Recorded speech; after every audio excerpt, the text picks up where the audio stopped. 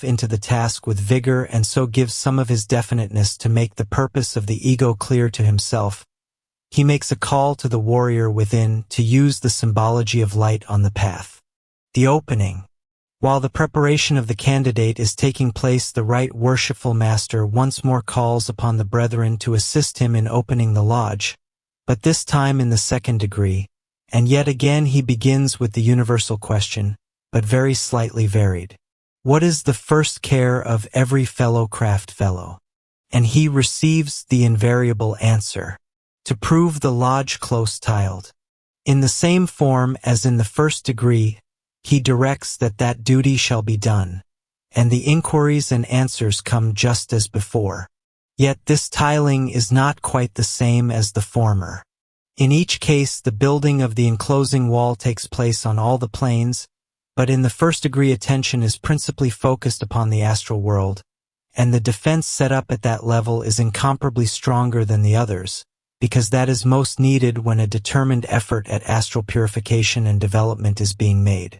It is as though in that purification the density of the candidate's astral body is reduced, and therefore the pressure on it from without becomes greater than usual, so that a special defense is required. In the effort made in the ceremony of the second degree, it is upon the mental body that a similar pressure is exercised, and therefore the effort at strengthening the defenses is centered in the mental plane. Thus, the tiling of the lodge in the opening of the second degree is not by any means a repetition of the previous ceremony, but gives rather an added security at a higher level. Nevertheless, it is eminently necessary that on the lower level also there should be no possibility of disturbance.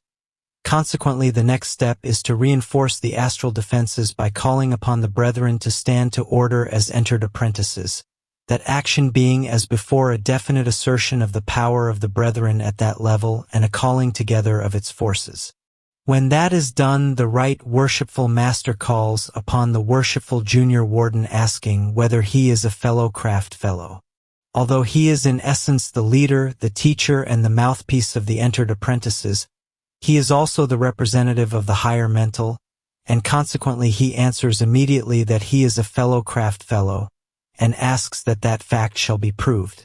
The right worshipful master inquires by what instrument he will be proved, and he at once replies, by the sign. The next question and answer as to the character of the square shows us that what is meant here is the tool of the working mason, the tool which symbolizes the spiritual will, not the quadrilateral. On the other hand, as the candidate enters the lodge in this degree, the other form of the sign is also brought into requisition, for that upon which he treads as representing the lower nature, the personality, is certainly the geometrical figure. The brethren are then asked to prove themselves as fellow crafts, and when they have done so, first the worshipful junior warden and then the right worshipful master repeat with emphasis the proof which has been given, thereby striking the keynote and expressing the peculiar quality of this degree. For just as the conquest of the passions and emotions is the prominent object of the entered apprentice, so is the conquest and control of the lower mind the especial purpose of the second degree. This is for most people a far more difficult conquest than the other, and in the case of many candidates the mental faculty has first of all to be aroused. We all believe ourselves to be at least capable of thinking, and yet the truth is that comparatively few people can think effectively. A person possessing a slight degree of clairvoyance can speedily convince himself of this if he will take the trouble to examine closely the thought forms of those whom he meets in daily life. The vast majority of these are of vague and uncertain outline. It is among the rarest of phenomena to see clear and definite forms among the thousands that float about us. Thus, before real progress can be made in the control of thought, it is necessary for the average candidate to acquire the power of clear thought. As Ruskin remarks in The Ethics of the Dust, the great difficulty is always to open people's eyes to touch their feelings, and break their hearts is easy. The difficult thing is to break their heads. What does it matter, as long as they remain stupid, whether you change their feelings or not? You cannot be always at their elbow to tell them what is right, and they may do just as wrong as before or worse, and their best intentions merely make the road smooth for them, you know where. For it is not the place itself that is paved with them, as people say so often. You cannot pave the bottomless pit, but you may the road to it. So the first necessity for our candidate of the second degree is to control his mind, if he has anything worth calling a mind to control, and if he has not, to develop it. And this is the whole trend of the degree and of its ceremonies. To that end he must study. To that end he must strive to open various centers in his higher bodies. He is told that it is his duty to make a daily advance in Masonic knowledge. It will be remembered that the senior deacon is the especial representative of the mental body. So naturally it is he who takes charge of the candidate and bears the principal part in the work of this degree. It is interesting to note the change of color that comes over the lodge when it is opened in this degree. Not that the distinctive hues of the light globes of the various officers are lost, but that they are all modified by the admixture of a dominant tint which blends itself with them all. That master color was crimson in the entered apprentice degree, while in the fellow craft it is yellow.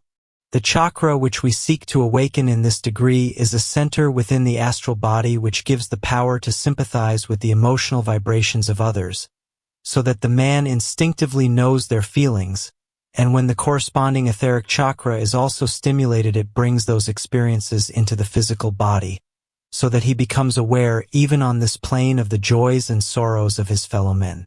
Forces from the spleen center, such as have been described in Chapter 5, are playing through this chakra also, but this time it is the yellow ray which goes to the heart, and after doing its work there passes to the brain and permeates it, directing it principally to the 12-petaled flower in the midst of the highest force center at the crown of the head.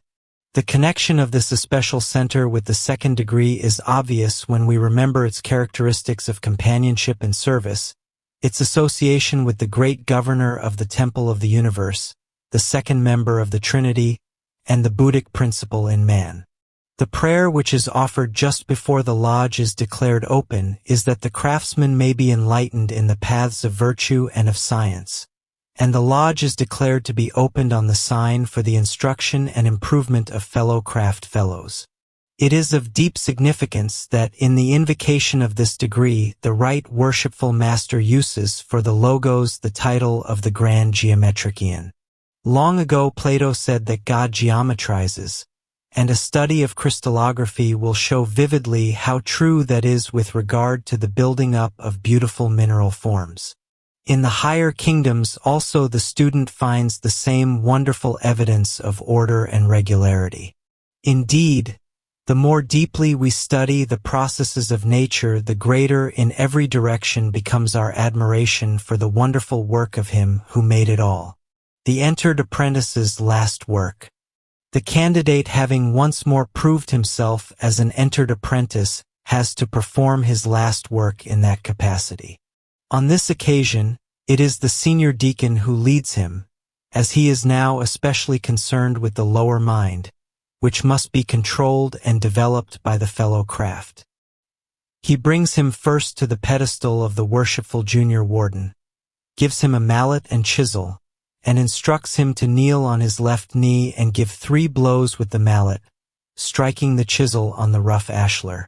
The stone taken from the quarry has all its sides irregular. Strictly speaking, it is not an ashlar until the apprentice has made it regular in form, and at this point he puts the finishing touches to that work, but still the stone will have to be smoothed and polished before it is ready for lifting into the edifice, and that is part of the work of the second degree. Looking over with the inner sight a number of people gathered together, such as the audience at a lecture or theater, or the congregation at a church, one sees that most of them are astrally and mentally very much out of shape, like rough stones or even like twisted, stunted trees that have grown in an unfavorable clime. Such are not yet apprentices in any kind of lodge. The 5 stages. The 5 stages are journeys round the lodge, at the end of each of which the candidate is given certain instructions, from a printed card and by word of mouth, while he carries the tools appropriate for their practical realization. The journeys are outward signs of the raising of the candidate's consciousness through the planes. In the first stage, he carries the mallet and chisel and learns about the five senses: touch, hearing, sight, taste, and smell. This is the physical stage, for the physical body is not valuable in itself, but only as the vehicle of the senses, through which a man gains knowledge of the physical world with which to direct his work. It is these senses in his body which must now receive his attention, that they may serve him well. On the journey of the second stage, the apprentice carries a rule and compasses, and learns something of the arts. These are classified as architecture, sculpture, painting, music, and poetry, all forms of beauty, a sufficient indication that all true work produces what is beautiful. The rule and compasses are to remind him to apply the principle of geometry to his feelings, guiding and controlling his astral body, so that his work will express high emotion and arouse it in others.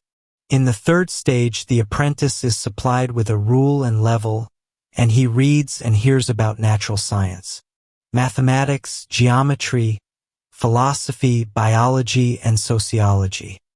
He is now dealing with the mental plane and his bodies thereon, and the rule and level tell him of the order, balance, and common sense that are necessary in this work.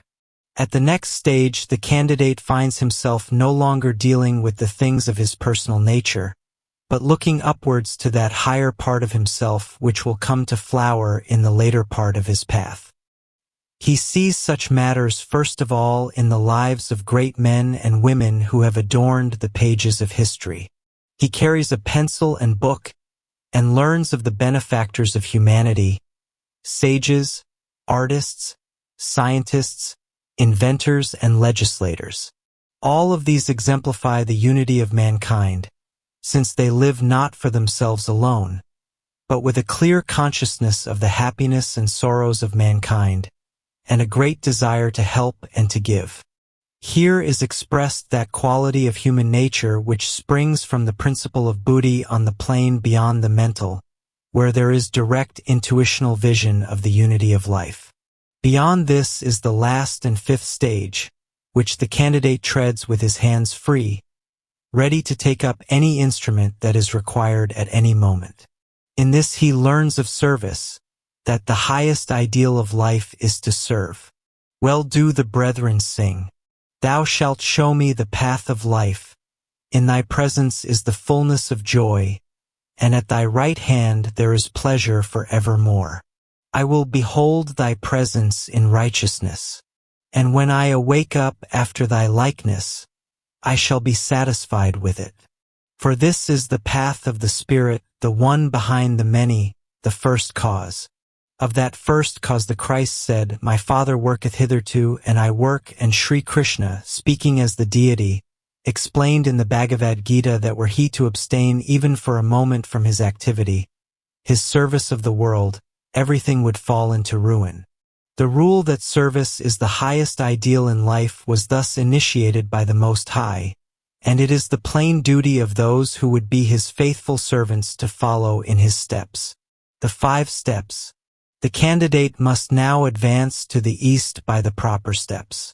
These are 5 and are taken as though ascending a winding staircase, which in the tracing board brings the fellow craft to the door of the middle chamber of the temple. With regard to the middle chamber, Major Meredith Sanderson writes as follows. This term is a misreading of the original Hebrew, and is admitted as such by all authorities. The correct reading of 1 Kings 6:8 is as follows. The door for the lowest row of chambers was in the right side of the house, and they went up with winding stairs into the middle row, and out of the middle into the third. That is to say, there was a row of chambers on each story, and the winding stairs reached from the ground floor to the top story. The fellow crafts pass into that chamber, says the explanation of the trestle board, to receive their wages, which they do without scruple and without diffidence. The fellow crafts have no scruple about taking that which they have earned, and have no doubt that they will be paid exactly what they deserve. This refers not only to the perfect fairness and absolute justice of the masters of the Great White Lodge, but also to the great law of karma. That is a divine law relating living beings to their environment in this world, so that a man shall be given that for which he has worked, neither more nor less. It is therefore God's will that every man shall have what is his due. He need not fear to take what comes to him, and he need not imagine that anything which he deserves can be stolen from him or mislaid. Be not deceived, said St. Paul. God is not mocked. Whatsoever a man soweth, that shall he also reap. Not only will he receive in the future the exact result of what he does now, but it also follows that what he is receiving now is the exact result of what he has done in the past, either in other lives or in the earlier part of this life. Therefore, if suffering comes, he knows that he has deserved it, for otherwise it simply could not happen. Another interesting point is that we are told, in the explanation of the trestle board, that the fellow crafts were paid in specie, which symbolizes the reward of toil not directly remunerated by its results, but that the entered apprentices received their wages in corn, wine, and oil. Corn and wine at once call to mind the sacred elements in the Christian Eucharist, and also the myth of the sun god, who rises into mid-heaven to ripen the corn and the grape, and thus gives of his life for the benefit of others. These are types of the things most valuable to man, and to say that anyone is paid in corn and wine thus means that the richest of earth's treasures are the reward of his work, and that at the same time they carry with them the blessing of God. The oil typifies the great gift of wisdom. As oil is expressed from the olive, so is wisdom culled by the soul of man from all his experiences on earth. When all the material results of work have perished, as in the case of the dead and gone civilizations of antiquity, still the wisdom resulting from all the efforts made and the experiences suffered remains in the heart of man. The reward of work in the world is not only outward, in the things that are gained, but also inward, in the heart and mind of man himself. All these rewards came to the entered apprentice as the natural result of his work, according to karmic law, he feeling and enjoying them all and learning without special intention, but the fellow craft is more wide awake to what is happening. He uses discrimination and should have completely controlled his feelings, so that he is in a position to decide for himself what he will have as the result of his labor, what shall be his eating and drinking, his giving and taking, his reading and companionship. He takes his pay in specie, and buys what he will, no longer a child, but a responsible man. He seeks experience and wisdom. It need not be thrust upon him or given from the outside. But in all that use of his wealth and power and opportunity, the Comanian's ideal should be service. He has to be as an ear of corn by a fall of water for others, so that his presence shall always be a blessing to them, a source of their spiritual nourishment, their happiness and true prosperity. The winding form of the staircase may be thought to indicate that evolution is always in the form of a spiral, not of a straight line. We are constantly coming round again to the kind of work and knowledge and duty that we have done before, but always at a higher level. So in successive incarnations on his human pilgrimage, each man will go again through childhood, youth, maturity, ripening, and fruitful age, but as he evolves, each of these stages will be more perfect than it was before. The spirals of evolution are still more far-reaching, so that the successive divisions of human life give us an epitome of the kingdoms of nature. The human embryo in the course of its growth takes on the appearance of each of the earlier kingdoms in succession, and besides that, in the development of the human body, the gestation period reflects the downward course of the elemental kingdoms mentioned in theosophical literature. From birth to about the age of 7, we have a time in which the wisest educationists consider that the child's physical nature should receive more attention than the emotional and mental, next up to the age of about 14. There is an epoch in which the right development of the emotions should have chief consideration, Then follows another term to the age of about 21, when the teacher should appeal especially to the unfolding powers of the mind. The last 3 ages may be taken to correspond to a certain extent to the mineral, vegetable, and animal kingdoms. In the first of them, consciousness is in the physical plane, in the second it is developing in the emotional plane, and in the third the lower mind gradually gains ground, and leads on to the stage when man becomes the true thinker. There is then a long period of middle life, the real human career, that is followed in turn by the epoch of old age, which ought to bring wisdom. This is as yet often imperfect in most people, being but an adumbration of the superhuman heights of future attainment. When the Lord Buddha walked the earth, he was once asked by a disciple to sum up the whole of his teaching in one verse. After a moment's thought he replied, "Cease to do evil, learn to do well, cleanse your own heart. This is the religion of the Buddhas." We may surely trace here some correspondence to the teaching of the 3 degrees in Masonry. The teaching of the first degree is that of purification, of the purging from the nature of all that might lead the man to selfish and ill-considered action. That of the second degree instructs the man to seek knowledge, to acquire the mental development which will not only preserve him from evil doing, but will clearly prescribe for him a definite course of altruistic action. The first makes the man negatively good, while the second is positive, but both refer to actions upon the physical plane.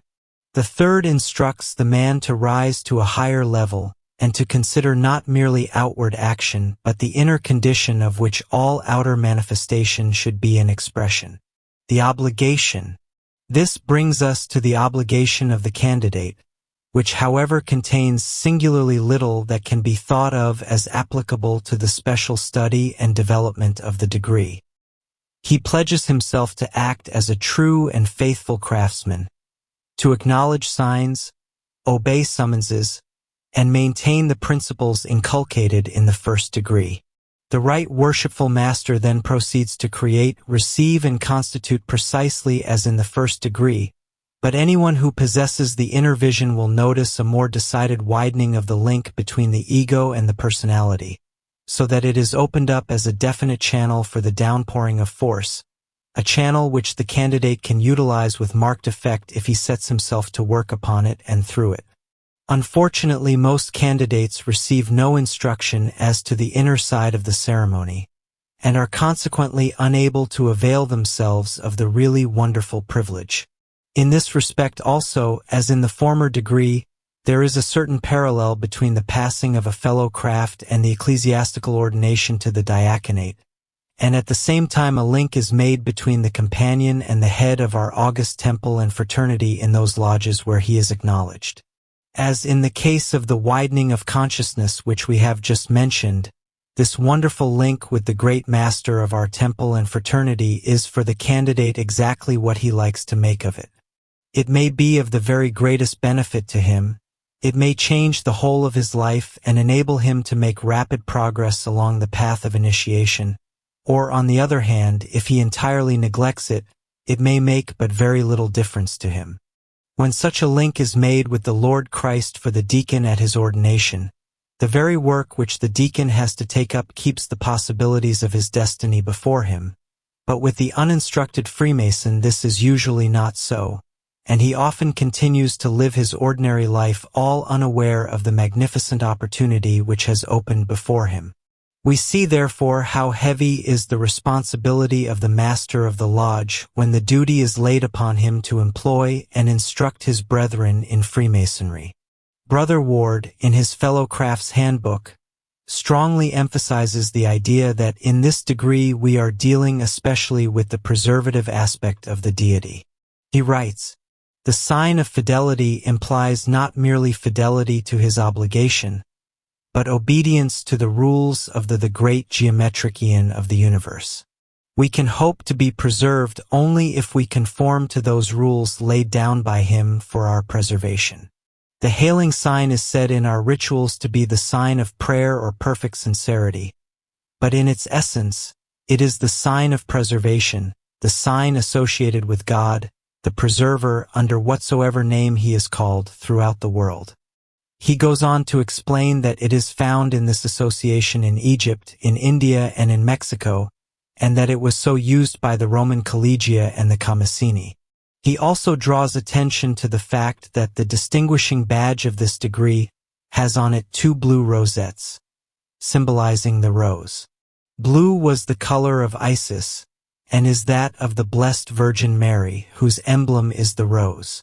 The triangular flap, which in the first degree was worn with the point upward, to indicate that the spiritual had not yet entered into control of the material, is now turned down to show that the higher is supposed definitely to be taking charge of the lower. We shall see this same symbolism carried further still when we consider the sublime degree of the Master Mason. Just as the grip of the first degree showed the necessity of the conquest of the desire nature, so does that of the second degree show the need at this stage of full control of the lower mind. We may compare the instruction implied here with that given in Light on the Path on the killing out of various kinds of desire, and that in the voice of the silence. The mind is the slayer of the real. Let the disciple slay the slayer. In the Comasonic ritual, the right worshipful master tells the neophyte twice over in almost the same words that he is now expected to make the hidden mysteries of our science his future study, but Brother Ward remarks that in the masculine ritual the second statement is that he is now permitted to do so. He attaches great importance to this, as showing that the compilers of the ritual were well aware of the danger, both for themselves and for others, which exists for men who attempt to develop and use higher powers without having first given proof of exalted moral character in the previous degree. The working tools. The working tools of this degree are the same as the movable jewels, and we have already dealt fully with them under that heading. The new fellowcraft is now promoted from his seat in the northeast to another in the southeast of the lodge. He is following the path of the sun which rises in summer north of east and proceeds through the east to the south, giving more and more service to the world as he advances, until he rises to his highest point in the south, and then goes towards his setting in the west, and his resurrection to a new day, of which we shall hear more in due course. Closing the lodge. In the closing of the lodge in the second degree, there is only one matter that calls for special mention. The right worshipful master asks the junior warden what he has discovered, where it is situated, and to what it alludes, and he receives the reply. A secret delta symbol in the center of the building, alluding to the great geometric aeon of the universe. There seems to be considerable diversity of opinion as to what this sacred symbol should be. All are agreed that it is set underneath the blazing star, and is in some sense a reflection of it. Since the letter G appears within the star, the same letter is sometimes inlaid in the floor. This is thought by Major Sanderson to be merely a modern substitute for the all-seeing eye, to which in the masculine ritual the right worshipful master makes reference in explaining the symbol. Brother Ward, however, prescribes that the point within a circle limited by 2 straight lines should be inlaid in the floor in brass. Both these arrangements seem open to the objection that the symbol would be always present, and could therefore hardly be described as discovered in the working of the second degree only. It has been our practice in a certain lodge to use the movable 7-pointed star as the symbol, and to lay it on the floor only during the working of the fellowcraft degree. In the Comasonic ritual, the comment that the right worshipful master makes is as follows. Brethren, let us remember that, as he is the center of his universe, so is his reproduction of himself the center of ourselves, the inner ruler, immortal, and that our whole nature must be conformed to that whereby it lives. Chapter 8. The third degree. The opening of the lodge. When all is ready for the opening of the lodge in the third degree, the right worshipful master once more commands the worshipful junior warden to see that the lodge is properly tiled.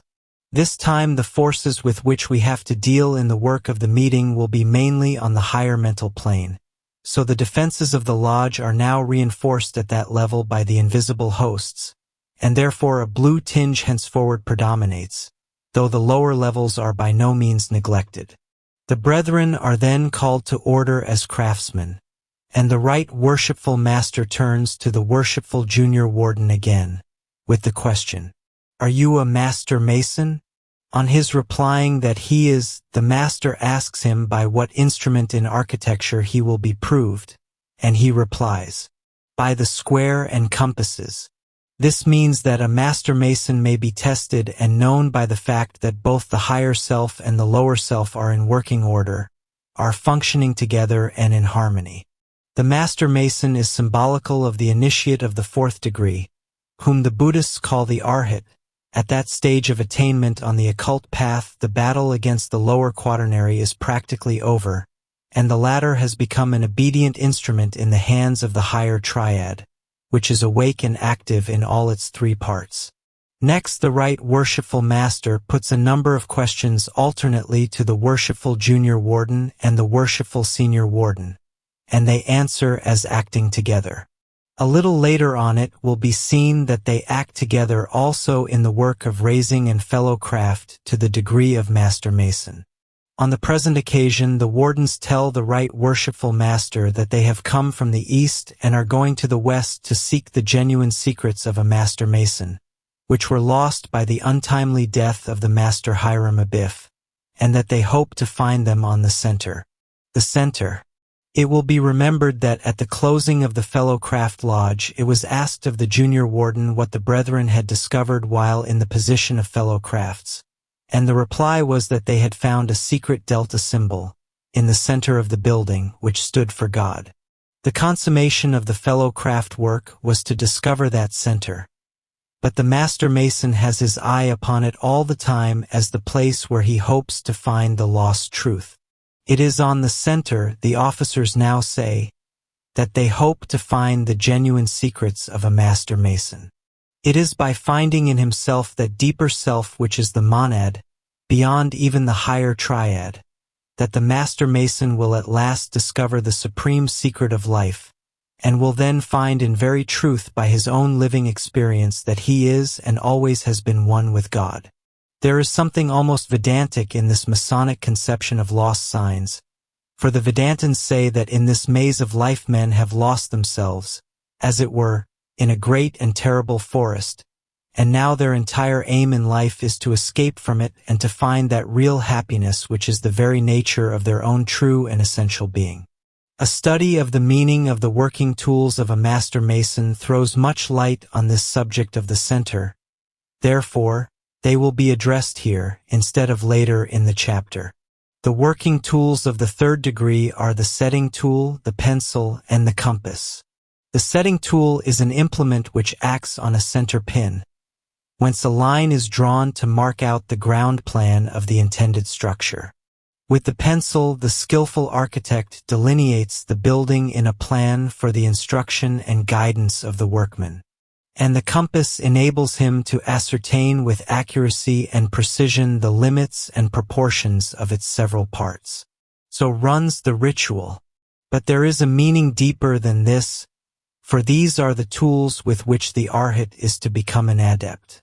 In earlier degrees, his consciousness had to be raised from the square to the center, that is, from the quadrilateral to the triangle, from the lower to the higher self, but now it has to be raised from the triangle to the point, from the higher self to the monad. The monad is now beginning to work its will in the higher self, as before the higher self worked its will in the lower. The setting tool represents the action of that monad, as it turns upon a center pin and sends out a line from its own body as it spins the web of life, just as a spider spins its web from its own body. The pencil marks that chosen path or ray of the monad, the line of life and work which the arhat must discover and on which he must specialize in order to make rapid progress. And the compass once more represents the triangle, the powers of the triple spirit which he must use in his work. The conversation between the right worshipful master and the wardens goes on to define the center as a point within a circle, from which all parts of the circumference are equidistant, and to say that it is a point from which a master mason cannot err. All material objects are characterized by boundaries, but the inner life always proceeds from a center, so that it is quite impossible to set bounds to love or thought. When one has risen to the fullness of his divine nature, the circumference will still be nowhere, but the center will be everywhere. That is what is symbolized by the statement that all parts of the circumference are equidistant from the center. The master mason who keeps his eye on that center and acts from that point cannot err. It is on that center that the right worshipful master opens the lodge. Still, one point in the conversation remains for consideration. The officers state that their journey is from the east to the west. This may be taken to refer to the path of the sun, which is typical of the path of the initiate. Here we have the well-known solar myth again. The sun is newborn at the beginning of the year in the darkness of winter. He struggles through the clouds of the early spring, which seem to threaten his life. In the summer he rises to his highest point in the sky, giving freely of his life to ripen the corn and the grape. But now enemies close around him. Autumn hems him in with its shadows, and at last he falls stricken before the onset of winter. Yet, passing through a figurative death in the west, he discovers the secret of renewed life, and rises once more in the east and ascends again into the mid-heaven. So in many successive lives he has to deal with the world, and gradually to disperse the clouds of ignorance which resist the unfoldment of his potentialities, before he can rise into the high noon of his glory at the completion of his work of temple building, when he finally travels onward into the west and finds the secret of perfect immortality. Then he need journey no more, for he has reached the center and is at rest. He has become a pillar in the temple of God, and he shall go out there from no more. But in the preparation for this high consummation both East and West take part. Although the East has always been the place of light, whence comes all knowledge, yet when the sacred word was lost men journeyed westward in the hope of finding it, and the chivalry of the West joined with the philosophy of the East in that high quest. The East contributes the spiritual teaching, but the West provides the accuracy and definiteness which make it readily assimilable, and the practicality which enables us to apply it to the helping of the outer world. The preparation. In the preparation of the candidate both arms are made bare because in the dugard both are raised in blessing. Both breasts are laid open to the double influence of the compasses, which have always at the same time a positive and a negative quality, conferring simultaneously power and sensitiveness, one point being always at rest in the center, while the other describes a circumference. However far we may travel from God, and however long and hard the journey, the divine spark within us can never be truly separated from Him, or err from that center. Both knees are bare because both are used in the ceremony, and both heels are slipshod, because in this way the fullest advantage is taken of the very concentrated magnetization of the mosaic pavement. The internal preparation. In this degree, the candidate seeks his object by the united aid of the square and compasses, which may be taken to signify that his development depends upon the right use both of the body and the soul, the square and the triangle. In the method of symbolism adopted, the candidate is always required to look forward to that which shall be, rather than to rest content with that which is. The perfection at which the master mason is aiming will be attained in its fullness only when the 3 points of the triangle, the spiritual will, the intuition and the intelligence shall be fully aroused and in entire control of the 4 lower vehicles, the mental, astral, etheric, and dense physical bodies. As Brother Powell has said, in the 3rd degree in Freemasonry we find an appeal quite different and distinct from those of the 2 preceding degrees. The Master Mason comes within the range of a fresh influence, entering a new world, piercing through another of the veils which separate him from a true understanding of life and death.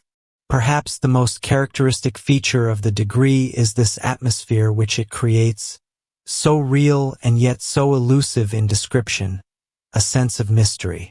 Entering the lodge. As he enters the lodge, he is received upon the points of the compasses, and through them he gains the first touch of this higher atmosphere, this new influence of the Master Mason degree. The raising of the lodge to a higher degree changes the dominant vibrations, not only of the lodge as a whole, but of every brother present. That is why it is necessary that a brother who was not present at the opening of the lodge in a higher degree, as for example the candidate for passing or raising, needs a special password, a word of power, which is intended to do quickly for his vibrations what the opening ceremony has done more gradually for those of his brethren.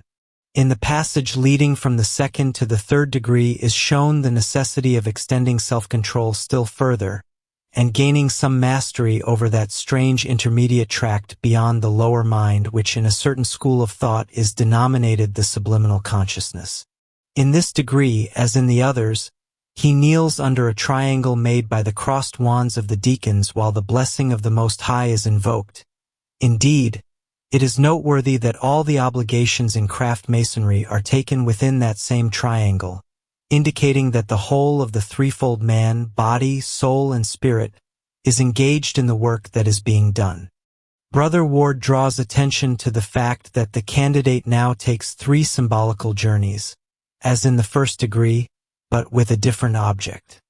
He first satisfies the worshipful junior warden, representing the body, that he is an entered apprentice, that is, a man of good moral character.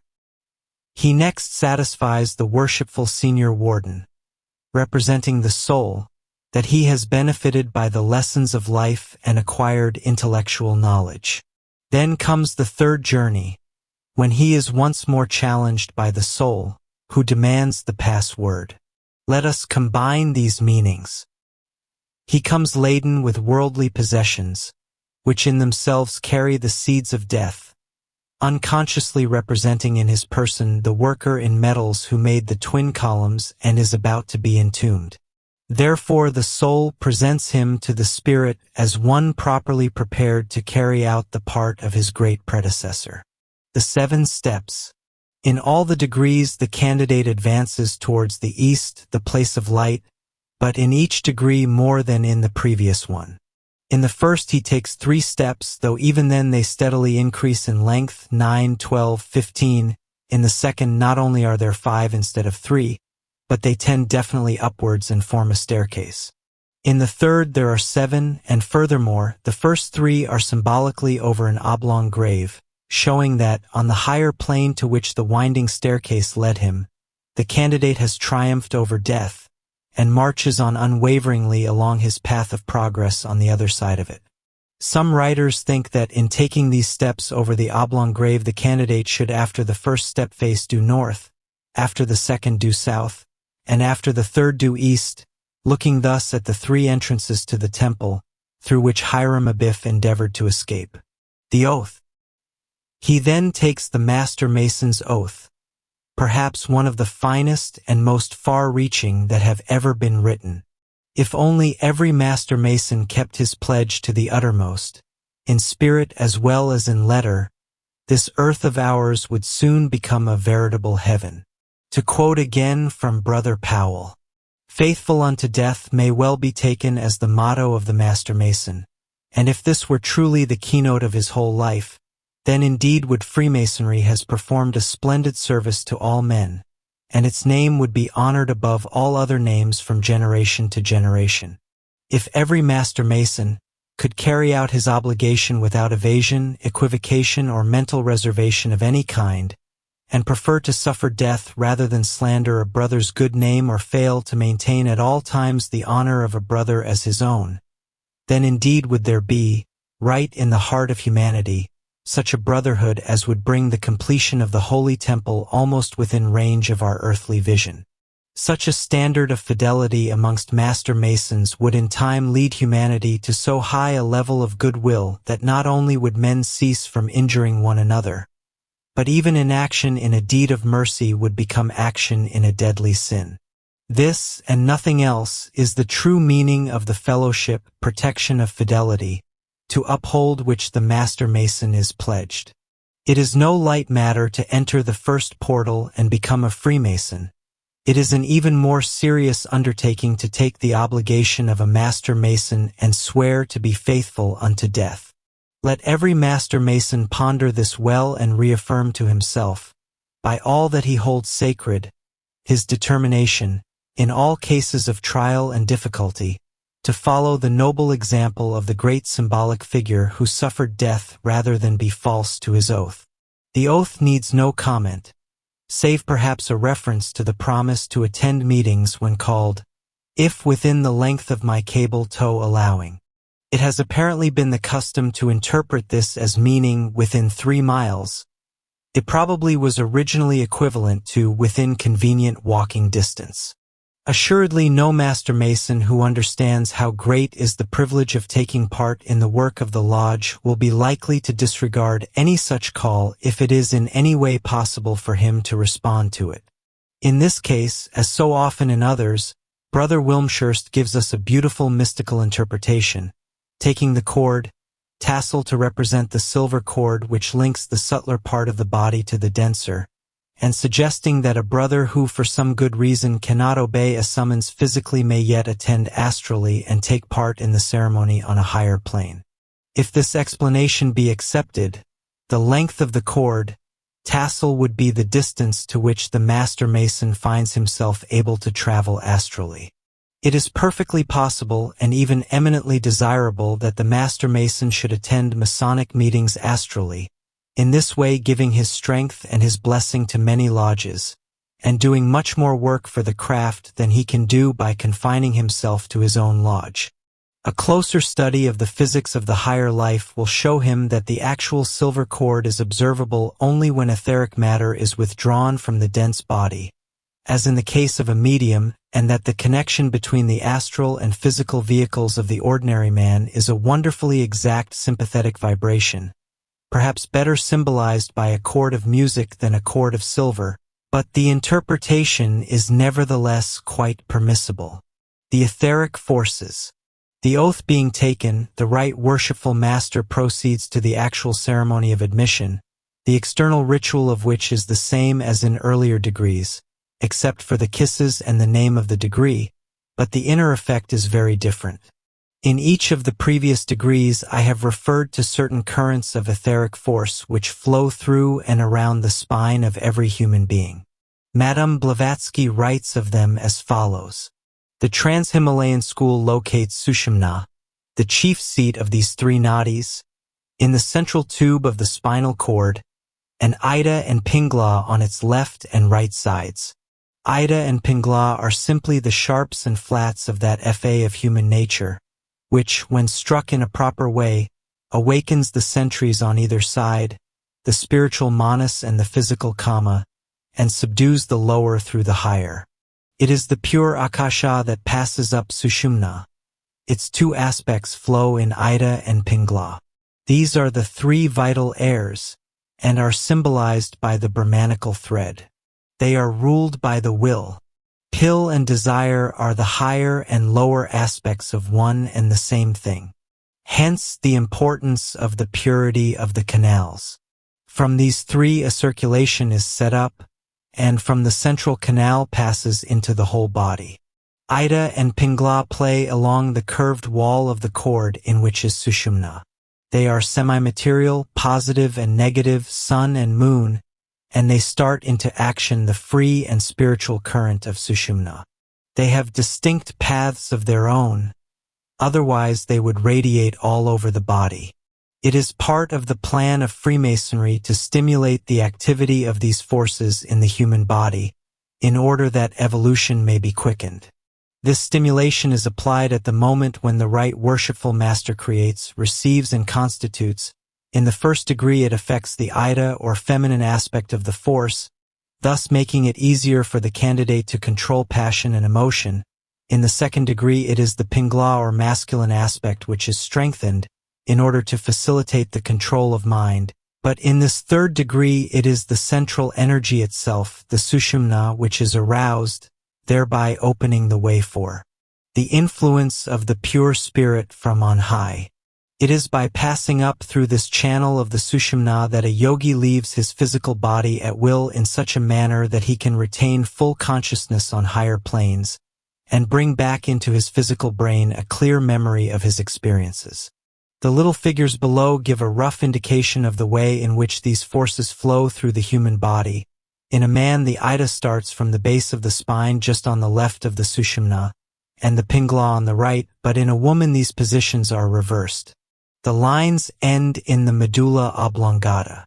The spine is called in India the Brahmadanda, the stick of Brahma, and the drawing given in figure 14 shows that it is also the original of the caduceus of Mercury, the two snakes which symbolize the kundalini or serpent fire which is presently to be set in motion along those channels, while the wings typify the power of conscious flight through higher planes which the development of that fire confers. Figure 14 shows the stimulated Ida after the initiation into the first degree. This line is crimson in color. To it is added at the passing the yellow line of the Pingala, depicted in figure 14, while at the raising the series is completed by the deep blue stream of the Sushumna, illustrated by figure 14. The stimulation of these nerves and the forces which flow through them is only a small part of the benefit conferred by the right worshipful master when he wields the sword at the moment of admission. I have already referred to the widening of the connection between the individuality and the personality, and to the formation of a link between certain principles of the candidate and the corresponding vehicles of the head of our august temple and fraternity. The changes induced are somewhat of the same nature as those which I have described on page 319 of the Science of the Sacraments, but of a less pronounced character. I cannot emphasize too often or too strongly that while these effects are absolutely real, unmistakable, and universal, their result in the spiritual life of the candidate depends entirely upon himself. The link made with the head of our august temple and fraternity and the widening of the channels of communication offer the man an opportunity quite unparalleled in the ordinary life of the layman, but they in no way compel him to take that opportunity. If through ignorance or sluggishness he makes no attempt to utilize the new powers bestowed upon him, they remain dormant. If he uses them intelligently, they steadily increase in effectiveness as he becomes more familiar with them. As Brother Ward remarks, the spiritual benefit a man receives from Freemasonry is in exact proportion to his desire and ability to comprehend its inner meaning. Hiram Abiff. It is only after the candidate has received this wonderful outpouring of spiritual strength that he is subjected to the greater trial of his fortitude and fidelity, which is involved in the symbolical part of the degree. A most remarkable drama now unfolds itself before him, and he finds himself quite unexpectedly enacting the part of its hero. The setting of the piece is well arranged and effective, the darkening of the lodge, the verses which are sung, the music which is played, the special vestments adopted both for the officers and the candidate, all the surroundings are admirably calculated to enhance the general impression which it is desired to create. Under such circumstances, the newly made Master Mason hears for the first time the traditional history which plays so important a part in the Masonic scheme.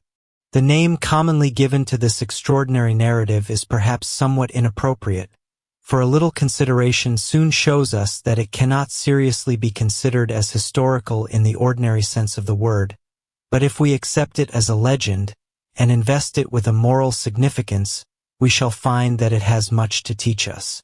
We need not doubt that its central figure Hiram Abiff really lived, nor that he was sent by his namesake, Hiram, king of Tyre, to work for King Solomon in connection with the decoration of the temple. He is described in Jewish scripture as a clever worker in metals, and those of us who investigated the making of the pillars fully confirm that statement, though they do not find him suffering the sanguinary death which the legend asserts. As I mentioned in an earlier chapter, King Solomon himself appears to be responsible for introducing into Jewish Masonry the original form of the story, but not for the insertion of the name which we now use for its hero. Moses brought from Egypt the myth of the death and resurrection of Osiris, and that persisted in a modified form until the time of David. Solomon, for patriotic reasons, transferred the theater of the drama to Jerusalem and centered its interest round the temple which he had built, winning popularity at the same time by bringing his ritual into accordance with that of surrounding peoples, who were mostly worshippers of the Phoenician deity Tammuz, afterwards called by the Greeks Adonis. Although he recast the legend and made it wholly Jewish, it was not he who imported into it the name which we know so well, for we find Hiram Abiff acting as what we should now call worshipful junior warden at a great private ceremony of consecration and dedication at which Solomon's new ritual was performed for the first time. On the same occasion Hiram, king of Tyre, took the part of worshipful senior warden, though for some obscure reason his visit was kept secret, and he returned home almost immediately, his place being taken for the public ceremonies by Adoniram. Rehoboam, Solomon's son, seems to have taken an intense dislike to Hiram Abiff, who had more than once reproved him for arrogance and unworthy conduct. So when after Solomon's death he came to the throne, he took a curious, perverted revenge upon Hiram by decreeing that the victim of the 3 degrees should bear his name forever. Exactly why this should have afforded satisfaction to Rehoboam it is difficult to see, but perhaps we should hardly hold him responsible for his actions, as he was obviously a decadent, a degenerate of the worst type. His enmity may possibly have shown itself in other ways also, for Hiram Abiff presently found it desirable to return to his own country, where he died full of age and honor. I am told that only a few years ago a Javanese prince imitated Solomon's procedure, for much the same reasons as actuated the Jewish monarch. He and his people were at least nominally Mohammedans, but he said to them, "Why should you turn towards Mecca for your devotions? I have a very fine temple here. Turn to it and not to Arabia when you recite your prayers." They seem to have accepted the suggestion, and in this way arose a variation in the cult which may well puzzle the historians a century later. Brother Ward, in his recent book Who Was Hiram Abiff?, argues that the whole legend is nothing but an adaptation of the myth of Tammuz, that Hiram Abiff was one of a group of priest-kings, and was slain by the others as a voluntary sacrifice at the dedication of the temple, in order to bring good fortune upon the building. He adduces much evidence in support of this theory, and displays a vast amount of erudition and research, gathering together an amazing collection of the most interesting facts.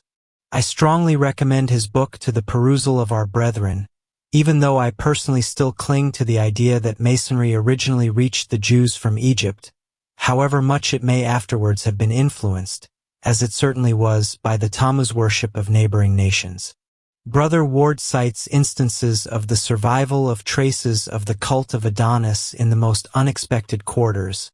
For instance, he writes, "When the Pope has died, a high official, armed with a small ivory hammer or gavel, goes up to the dead man and lightly taps him once on each temple and once on the center of the forehead. After each knock he calls on him to arise, and only when the 3rd summons has been made in vain does he officially proclaim the sad news that the Pope is dead, and therefore a successor must be elected."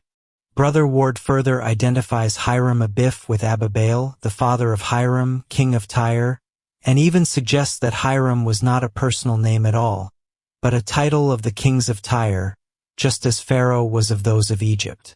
From another source comes the somewhat fantastic suggestion that Solomon also was not a personal name, but is capable of the subdivision Solomon, sol meaning the sun, Om being the sacred word of the Hindus, and on, from the Greek to on, the absolute existence. This interpretation may be fanciful, but it seems true that the king's compatriots called him Solomon, pronouncing his name as an amphibrach, not as a dactyl, as we do. The name of Hiram Abiff is somewhat altered in higher degrees, and even in the Bible it sometimes appears as Huram. A further modification is Kairam or Kuram. Kur by itself means white or noble. There is a variant Kri, which under certain circumstances becomes Chris. This would suggest some possible connection with Krishna and Christ. There are certain passages in the book of Job where he speaks of the orb of the sun, and the word he uses is Chris. It is on record that Hiram, king of Tyre, was the first man who offered the sacrifice of fire to the Kur, who afterwards became Heracles. Plutarch tells us that the Persians of his day called the sun Kyrios, and he connects it with the Greek word Kyrios, which means Lord, which we find in the church service as Kyrie eleison. Kur is also connected with the Egyptian name Horus, who was also Harare and Hariris, names of the sun god. The Hebrew word Aor also means light or fire or the sun, and from that we get Kurim, which is equal to the Greek Hermes. Brother Wilmshurst also regards the name Hiram as identical with Hermes, and thinks that a connection can be traced between the form Hurim and the Sanskrit word guru, which means spiritual teacher. He therefore takes Hiram Abif to signify the father-teacher, or the teacher from the father. That Hiram was a widow's son is also a significant fact. Horus, as the child of Isis, was the reincarnation of his own father Osiris, and so as a posthumous child might well be described as a widow's son. Though of the tribe of Naphtali, he was born and resided in Tyre, and may well therefore have learned from the Dionysian fraternity which had a center there. Death and resurrection. Whatever we may think of the traditional history as a story, it is clear that it is a myth of death and rising again. The expression of it is perhaps somewhat clumsy, for no reference is made to the soul. It is merely the body which is raised to its feet, but it is obviously implied that when this was done in the proper manner, life returned to it, as was said to be the case when Anubis raised Osiris from the bier with the very same gesture. In the exoteric religion of Egypt, two prominent features were the mourning for the dead Osiris and the universal rejoicing over his resurrection. Both of these are commemorated in the Comasonic ritual, the former by the various readings prescribed for the orator, and the latter by the little anthem Thanks Be to God, who giveth us the victory. In the exoteric religion of Egypt, two prominent features were the mourning for the dead Osiris and the universal rejoicing over his resurrection. Both of these are commemorated in the Comasonic ritual, the former by the various readings prescribed for the orator, and the latter by the little anthem Thanks Be to God, who giveth us the victory. Apart from the instruction given as to life after death, there is in this strange story an allegorical lesson which should be taken to heart by every master mason. Once more Brother Wilmshurst expresses it for us, explaining that just as the turning away from the attractions of the outer world, the purification and subdual of the bodily and sensual tendency sign, the work of detachment and self-purification is our entered apprentice's Warnock's the analysis, discipline and obtaining control of one's inner world, of the mind, of one's thoughts, one's intellectual and psychic faculties, is the extremely difficult task of the fellow craft stage. The last and greatest trial lies in the breaking and surrender of the personal will, the dying down of all sense of personality and selfhood, so that the petty personal will may become merged in the divine universal will, and the illusion of separate independent existence give way to conscious realization of unity with the one life that permeates the universe. For so only can one be raised from conditions of unreality, strife and figurative death to a knowledge of ultimate reality, peace and life immortal. To attain this is to attain mastership, involving complete domination of the lower nature, and the development in oneself of a higher order of life and faculty. This realization of absolute unity is perhaps the most wonderful experience that comes to man in the course of his evolutionary depth of bliss, which is utterly indescribable. No person, nothing is separate from any other, and yet everything is perfectly clear. All are partial expressions of a single, sublime, inexpressible unity.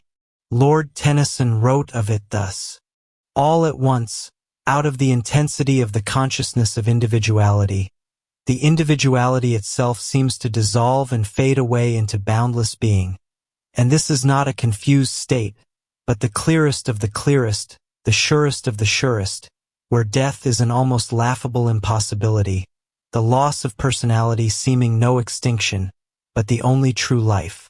I am ashamed of my feeble description.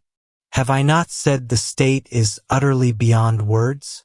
This is the most emphatic declaration that the spirit of the writer is capable of transferring itself into another state of existence, is not only real, clear, simple, but that it is also infinite in vision and eternal in duration. Another brother of the craft has written, "You know everything and understand the stars and the hills and the old songs. They are all within you and you are all light.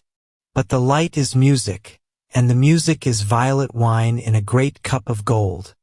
And the wine in the golden cup is the scent of a June night." The star.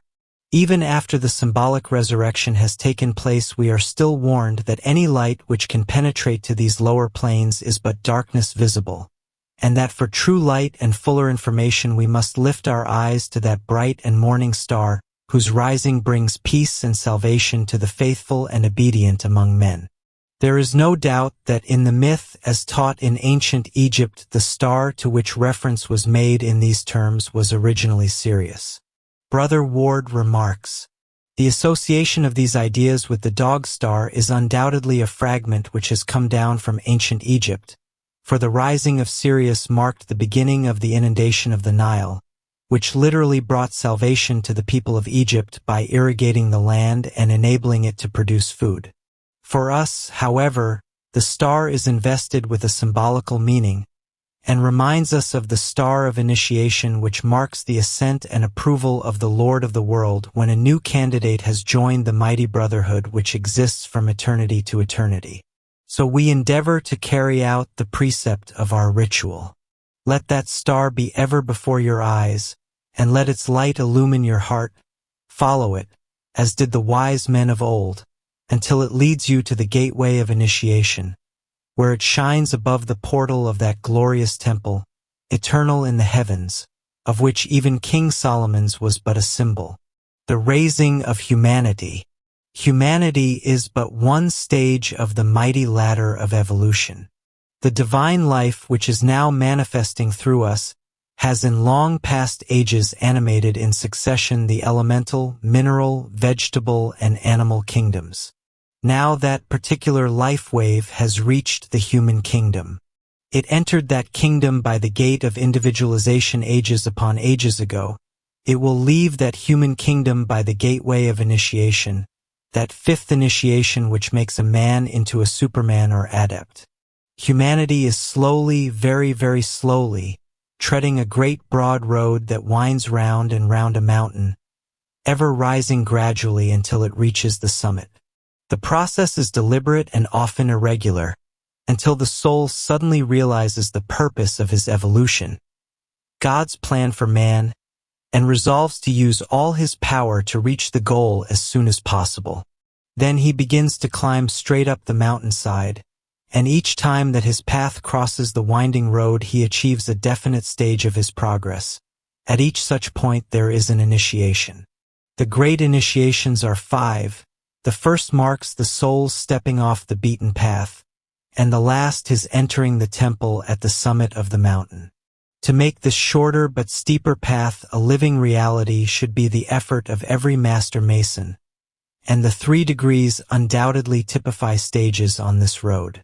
The entered apprentice should as a personality be employed in organizing his physical life for higher use, but at the same time as an ego he should be developing active intelligence in his causal body, exactly as does the pupil of the masters who is preparing himself for initiation. I do not of course suggest that each entered apprentice is doing this, or even as yet can do it, but the degree is intended to put that development before him as a goal, and the sooner he begins his upward climb, the better. In the same way the fellow craft is organizing his emotional life at the lower level, while he unfolds intuitional love in his Buddhic body, and the master mason, while arranging his mental life down here, should as an ego be strengthening his spiritual will. Fire, sun, and moon. We encounter in the Indian scriptures certain tests which seem to approach the same ideas from a different angle, and so should be of interest to Masons. The navel, heart, and throat centers in the human body are mentioned as the places of fire, the sun and the moon respectively, and it is said that he who meditates in those centers will find there the Devis Sarasvati, Lakshmi, and Parvati or Girija in that order. Those Devis are outward-turned powers or Shaktis of Brahma, Vishnu, and Shiva, the three persons of the blessed Trinity, and have respectively the qualities of giving knowledge, prosperity, and self-control, in other words, of helping the man to reach his highest mental, astral, and physical aims, for the physical, astral, and mental principles are a reflection of the three principles of the higher triad. Sarasvati is the patroness of learning and practical wisdom. Lakshmi fulfills desires and makes life rich and full. And when she is truly worshipped, she sanctifies all material prosperity. Girija or Parvati blesses the physical body and makes its powers holy. The entered apprentice has to bring his physical body to perfection, so the aid which he needs is precisely what is symbolized by Girija's will. The fellow craft has to do the same for his astral body. With the help of Lakshmi's love, the master mason repeats the process for the mental body, aided by Sarasvati's Kriya Shakti or power of thought. To conquer and organize the physical nature for the use of the higher self, the entered apprentice must use his will, the power of Shiva, the first person, reflected by his Devi Girija. To transmute the passions of the astral body, the fellow craft must use his intuitional love that comes from Vishnu, the second person, through Lakshmi. To conquer the wavering mind and make it a perfect instrument for the higher self, the master mason must use the power of his thought, the divine activity of Brahma, the third person reflected by Sarasvati.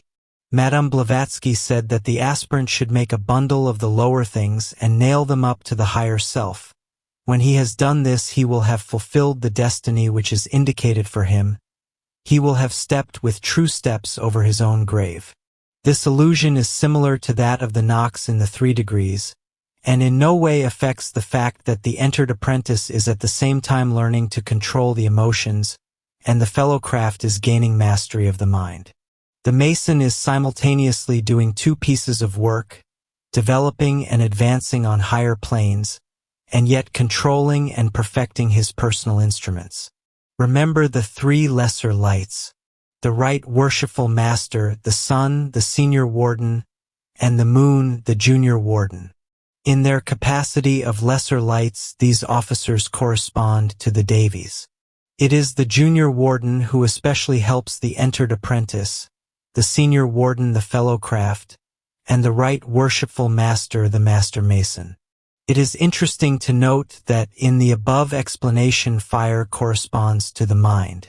Another aspect of the same truth is seen in the fact that it is the power behind modern science.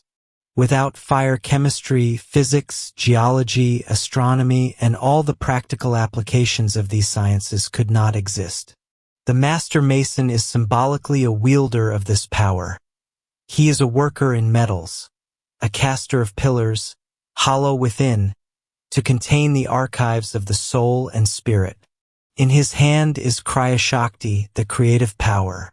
The path of the moon is said to typify the life of the ordinary man, who clings to objects of desire and parts with them reluctantly at death.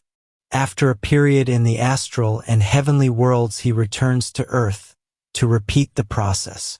It is the path of rebirth after intervals.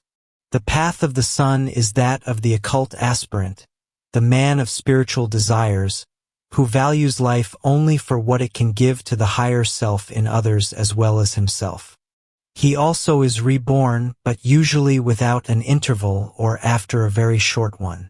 The path of fire is the path of ascension, from which there is no longer any rebirth under the law of necessity, but only at the choice of the ego, only for the helping of the world. The villains. Little need be said of the remainder of the traditional history. We may note the curious similarity between the names given to the 3 villains, and the fact that the 3 terminations when put together make the sacred word Aum or Om.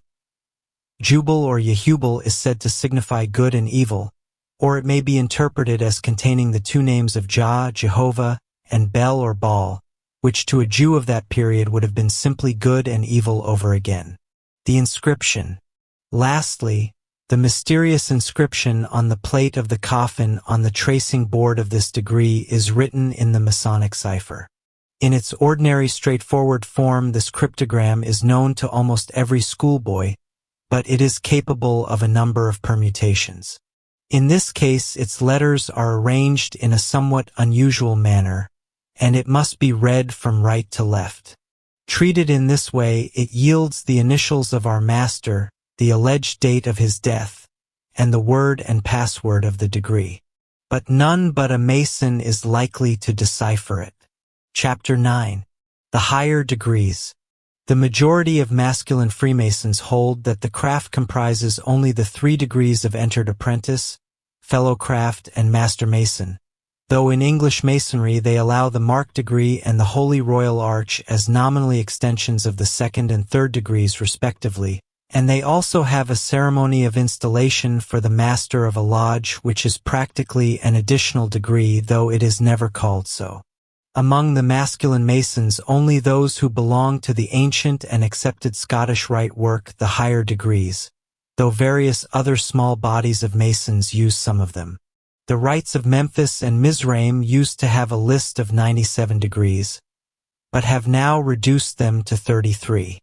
Nevertheless, though many Masons do not admit them, these higher degrees are definitely part of the great scheme of Freemasonry, standing out as landmarks upon the upward path which leads to conscious union with God, enshrining in their ritual and symbolism a series of pictures of the successive stages of spiritual attainment, and conferring sacramental power calculated to quicken the growth of man's inner faculties at various levels and in various ways.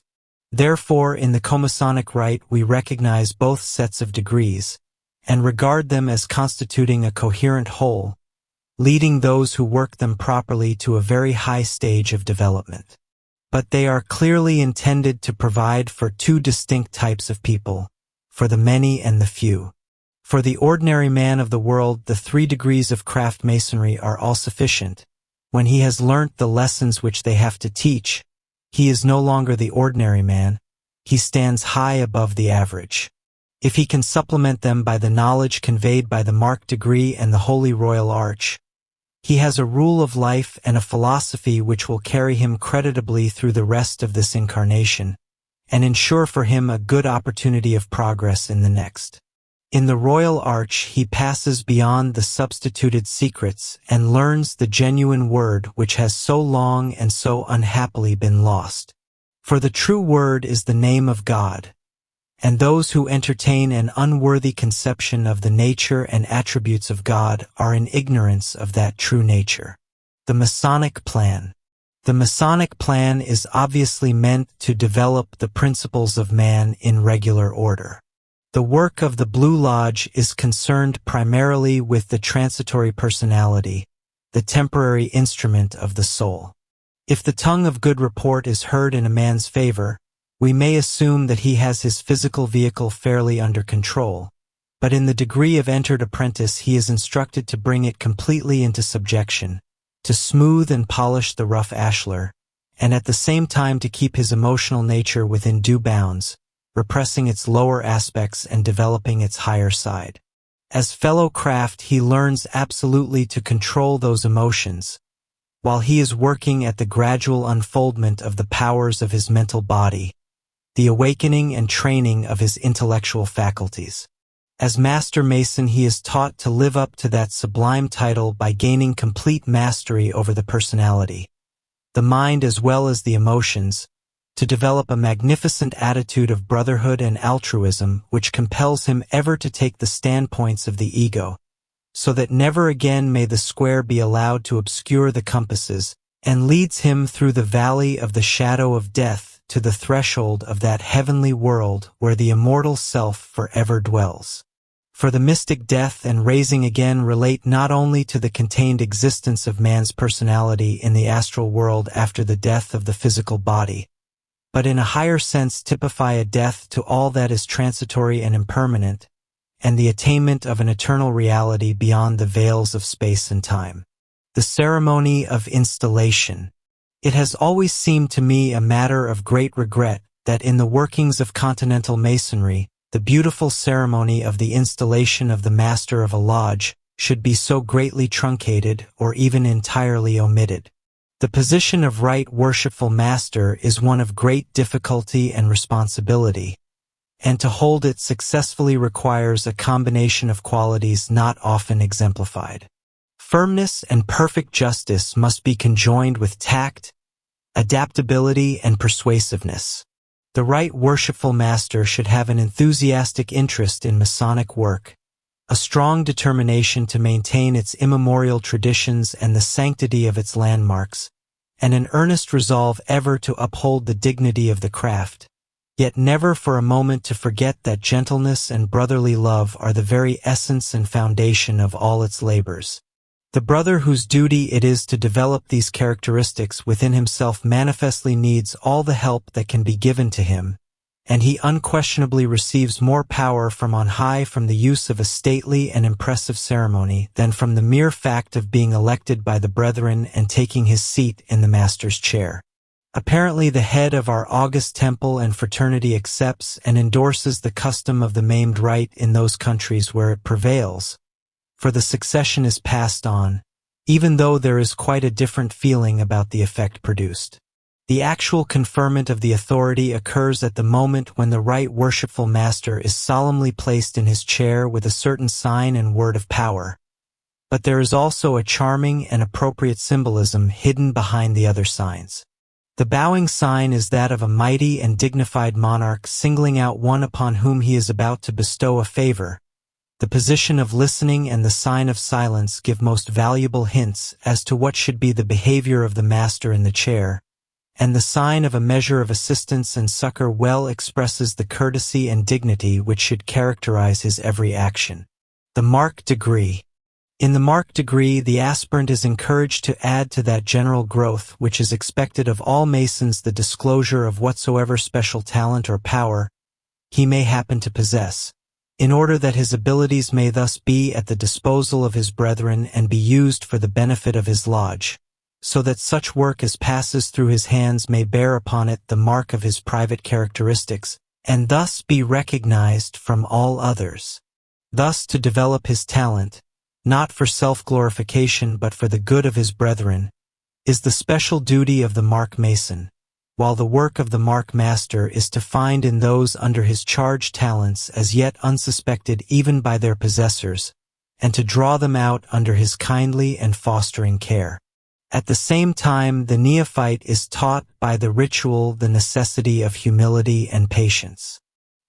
He makes a nox, a beautiful and excellent piece of work, but one for which the builders are not yet ready, and consequently it has for the present to be thrown aside. The candidate in his disappointment feels at first that his life work has been wasted, but he is exhorted to exhibit patience and fortitude, and in due course the time comes when his work can be accepted and utilized. Such experience is inevitable in the life of one who is striving to serve humanity. The student must be prepared to find that ideas, unquestionably good in themselves, have yet to be rejected when put forward prematurely. He must learn to subordinate his will to that of the great geometrician of the universe, to work at the task prescribed for him, and to play the part assigned to him in the great plan of which he is but an infinitesimal though necessary fraction. However full the world, there is room for an earnest man. God hath need of me, or I should not be. I am here to aid the plan. We may see in the degrees of craft masonry a prophecy or adumbration of the true initiations that lie far ahead on the path of the neophyte, taking the entered apprentice. Degree as imaging the entry upon the probationary path, the fellow craft as representing that entering upon the stream which is the first of the great initiations, and the master mason as typifying the fourth step, the initiation of the arhat. The characteristic of the fellow craft degree is service. All its 5 stages are forms of service, and they lead up to that condition in which the candidate's hands are perpetually free to take up whatever tools may be needed at the moment in the work of helping others. As the mark degree is recognized as having originally been part of the fellow craft, excellent and perfect brotherhood takes the mark man and the mark master as respectively symbolizing the second and third of the great initiations, thus leading up very satisfactorily to the master mason degree, which is obviously a foreshadowing of the arhat stage. He also finds in the Hindu system an interesting analogy to the teaching of the mark degree. The man who has entered upon the first stage of the path proper is called Parivrajaka, the wanderer, and this is taken to signify that the initiate has no real home, no foundation or anchorage in this physical world. As it is expressed in a hymn, "I'm but a stranger here, heaven is my home." He has realized the first part of that quotation, but not quite yet the second. He feels as though he were merely a visitor to these mundane regions where most people settle themselves and make themselves at home, yet he is not definitely established in spiritual work. When he has cast off the three fetters of self-centeredness, doubt, and superstition, he is called Kudachaka, the hut builder. He is now no longer a wanderer, unsettled in both worlds, for he has found for himself a definite place and work on the Buddhic plane.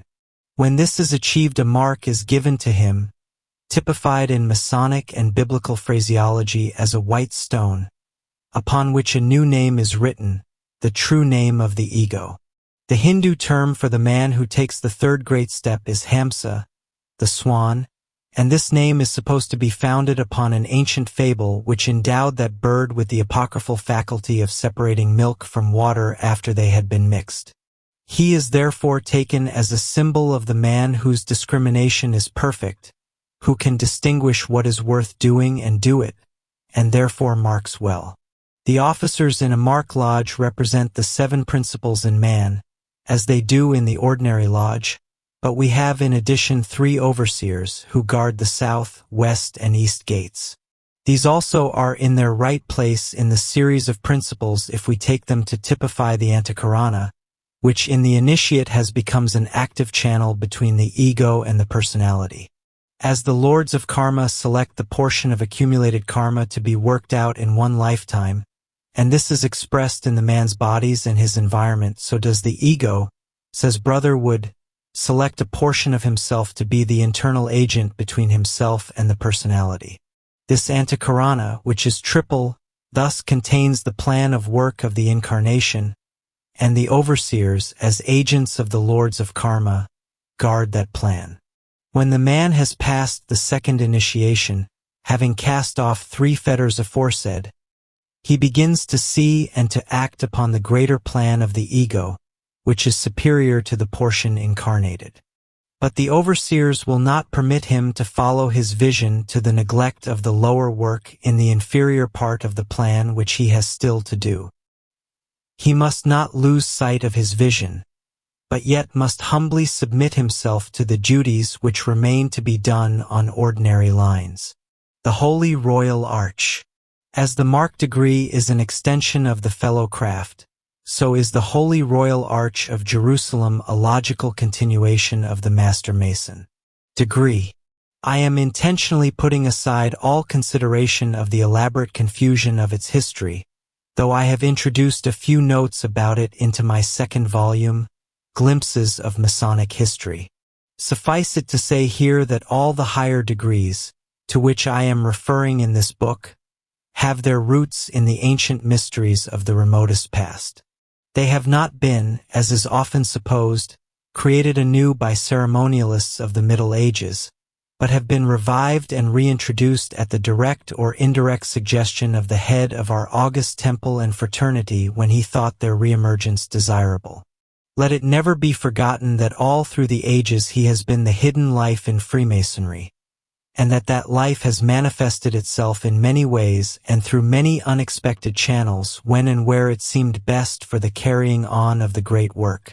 To explain, to such an extent as is permissible, the wonderfully illuminative teaching of this truly sublime degree of the Holy Royal Arch, I shall borrow freely from the exposition given in the mystical lecture of the Comasonic ritual of the degree, reserving only such points as are necessary to guard the secrets.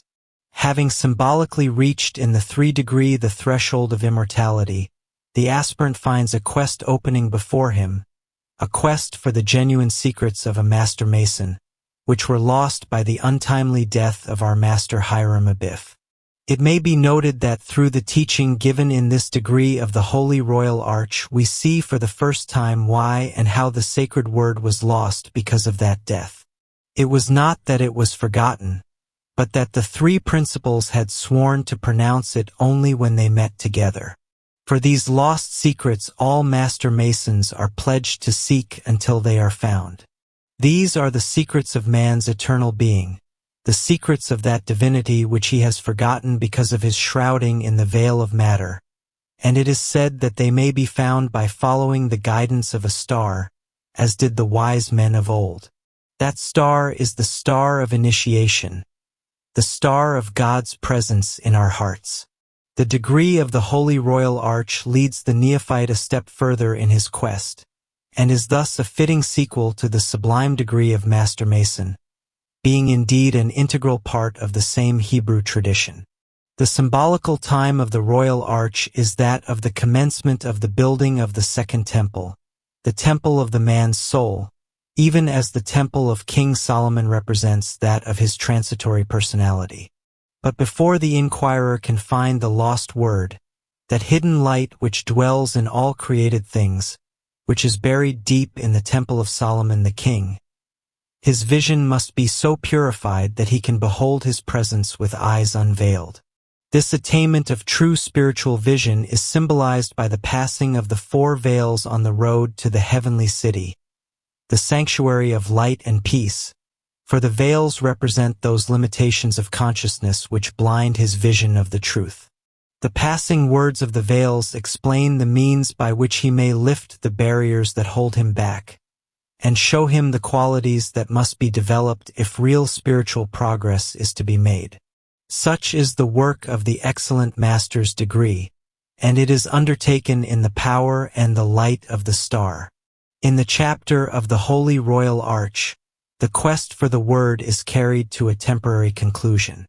By a seeming accident, the candidate is led to discover the secret vault of Solomon the king, buried deep below the surface of the earth.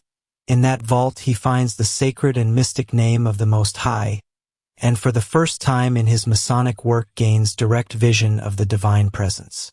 The sacramental power outpoured in this degree is intended to quicken the growth of the divine spark within him, so that a conscious realization of the truth of God's immanence may be gained by those who live its teaching rightly, and the candidate may be enabled thereby to recognize the presence of God in all things, however deeply that presence may be veiled from the eyes of the flesh. The teaching of the Holy Royal Arch is beautifully epitomized in the words of the psalmist. Whither shall I go then from thy spirit? Or whither shall I go then from thy presence? If I climb up into heaven, thou art there. If I go down to hell, thou art there also. If I take the wings of the morning, and remain in the uttermost parts of the sea, even there also shall thy hand lead me, and thy right hand shall hold me. If I say, peradventure the darkness shall cover me, then shall my night be turned to day. Yeah, the darkness is no darkness with thee, but the night is as clear as the day. The darkness and the light to thee are both alike. Certain emblems which are brought prominently before us in the ceremony of the Holy Royal Arch are for us full of solemn signification and valuable suggestion. The meaning of the divine name which is discovered in the secret vault of Solomon the king is at once simple and profound. It teaches that God is one and the same God, by whatever name men call him, and that he is immanent in the lowest as well as in the highest. Proclaiming thus the universal fatherhood, it maintains also the universal brotherhood, and sets before our companions the noblest of ideals. The entire symbol is surrounded by the circle, the emblem of God himself, the eternal reality behind and within all things unchanging, yet containing all the elements of change. Of this circle it may be truly said that it has its center everywhere and its circumference nowhere, for it is omnipresence made manifest in symbol. Furthermore, the circle enshrines a profound truth of creation. It is generated by radiation from a center, that is to say, its circumference is determined by the limits of the rays going out from the center in all directions. It is this radiation which in the deepest sense constitutes the circle itself, for center and circumference are but alternating moments in the process of radiation. By this we may understand that creation, or the radiation from the divine center of all living things, is not an action performed at some particular moment by God, but is continuous. It is His very being. Creation is co-eternal and coexistent with God. All creation truly goes forth from the divine center. The countless rays move each in its own direction towards the circumference, but whereas in the center they are all one, on the circumference they are manifold, each ray being distinct from all others. Thus in God both unity and multiplicity are simultaneously contained. At the center all is one, on the circumference all is manifold. In the outer world we live on the circumference of the everlasting circle, and all is in separation and therefore in pain. The royal art of Masonry teaches us that we must travel along our own ray of manifestation towards that center from which a master Mason cannot err, in order to rediscover the truth of the unity of divine life in all things. When we move on the circumference, we move in time, yet when we behold the circle as a whole, we see its circumference simultaneously in all its parts, and thus are led to realize that time is but our distorted vision of eternity. Again, the symbol of the circle teaches us the mighty rhythm of creation. All things go forth from the center of unity to the circumference of multiplicity, and then return once more to that unity whence they sprang. This is the eternal breath of God, the breath of creation which is manifest throughout the entire universe, in the life of man with its cycle of existence from childhood through manhood to old age, and in nature with its alternations of day and night and the rhythmic flow of seasons. In this connection, it is of interest to note how many words denoting spirit in different languages primarily mean breath: spiritus in Latin, pneuma in Greek, ruach in Hebrew, atma in Sanskrit. It is this divine breath, the Holy Spirit, the creative fire of God, whom we especially invoke in the degree of the Holy Royal Arch. Within the circle the triangle is placed, teaching us that God, though one in essence, manifests as a trinity: power, wisdom, and love. The divine will is the center of the circle, resting in itself in eternal and unchanging peace. The divine wisdom is the process of radiation. The Holy Spirit, who is the source of divine activity, creating the manifoldness of things as it goes forth from the center. The divine love is shown forth in the circumference of the circle, uniting all separated creatures in the very bond of peace. This threefold nature of the divine is present throughout all creation, in every object and in every creature. In our own consciousness it is manifest in the spiritual will, the intuitional wisdom, and the creative intelligence, which are three aspects or modes of the spirit of man, made in the image and likeness of his Creator. In the universe around us we see it as the three qualities of manifestation: inertia, mobility, and rhythm, known in Hindu philosophy as the three gunas, and in Western philosophy as space or extension, time or change, and rhythm or qualities which give to each thing its distinct and essential nature. Another symbol of creation is the cross inscribed within the circle, showing how the divine in manifestation is crucified upon the cross of limitation, willingly suffered that the world might come into being. In that process of creation, the divine as life and the divine as form seem a duality, even though they are but manifestations of the one eternal God. This interplay or apparent duality in the universe is also symbolized by the cross, which thus becomes the emblem of the fourfold name of God. Amongst the medieval Rosicrucians, the four arms of this cross were taken to symbolize the four elements: water, fire, air, and earth, called in Hebrew Ayamim, Nur, Ruach, and Ayabesha, corresponding yet again to the four beasts about the throne of God, symbolized for us by the four great banners of the order. Since thus we learn that all life is the divine life, It follows also that the brotherhood of that life is in truth universal, and is by no means confined to the human species. Not only is every man our brother, of whatsoever race, color, or creed he may be, but the animals and the trees around us, yeah, even the very rock under our feet, are all our younger brethren, all part of the same mighty evolution. When we realize all that this knowledge implies, when we see how great a difference it makes in our attitude towards the world around us, and how great a change the practice of the truth here taught should make in every companion, we shall not wonder at the high regard in which Masonic writers hold this degree of the Holy Royal Arch of Jerusalem, which they consider as the crown and completion of Freemasonry, because of the knowledge of God which it gives to us. A curious but most instructive symbol characteristic of this degree is that called the triple Tau, formed out of 3 levels, 1 standing upright and 2 lying horizontally and joined in the center. The Tau in ancient Egypt was the symbolic equivalent of the cross. It signified the crucifixion of the divine life in the world of manifestation. It was also emblematic of the androgynous nature of the deity. It typified God as Father-Mother. On the installed master's apron we find 3 taws in separation. In the Holy Royal Arch we see them conjoined, for here the teaching given is the unity to be found in this entire threefold universe, conveying also the meaning that each person in this trinity has its male and female aspect, precisely the same idea which is expressed in the Hindu religion by the statement that each person has his Shakti, commonly described as his consort. Thus the 3-in-1 becomes Sishin-1, and, with the surrounding circle which indicates the unmanifested totality, we have the mystic 7. The triple Tau is also called in Royal Arch Masonry the key. It contains 8 right angles, and is used as a measure or mnemonic whereby the Platonic solids can be calculated.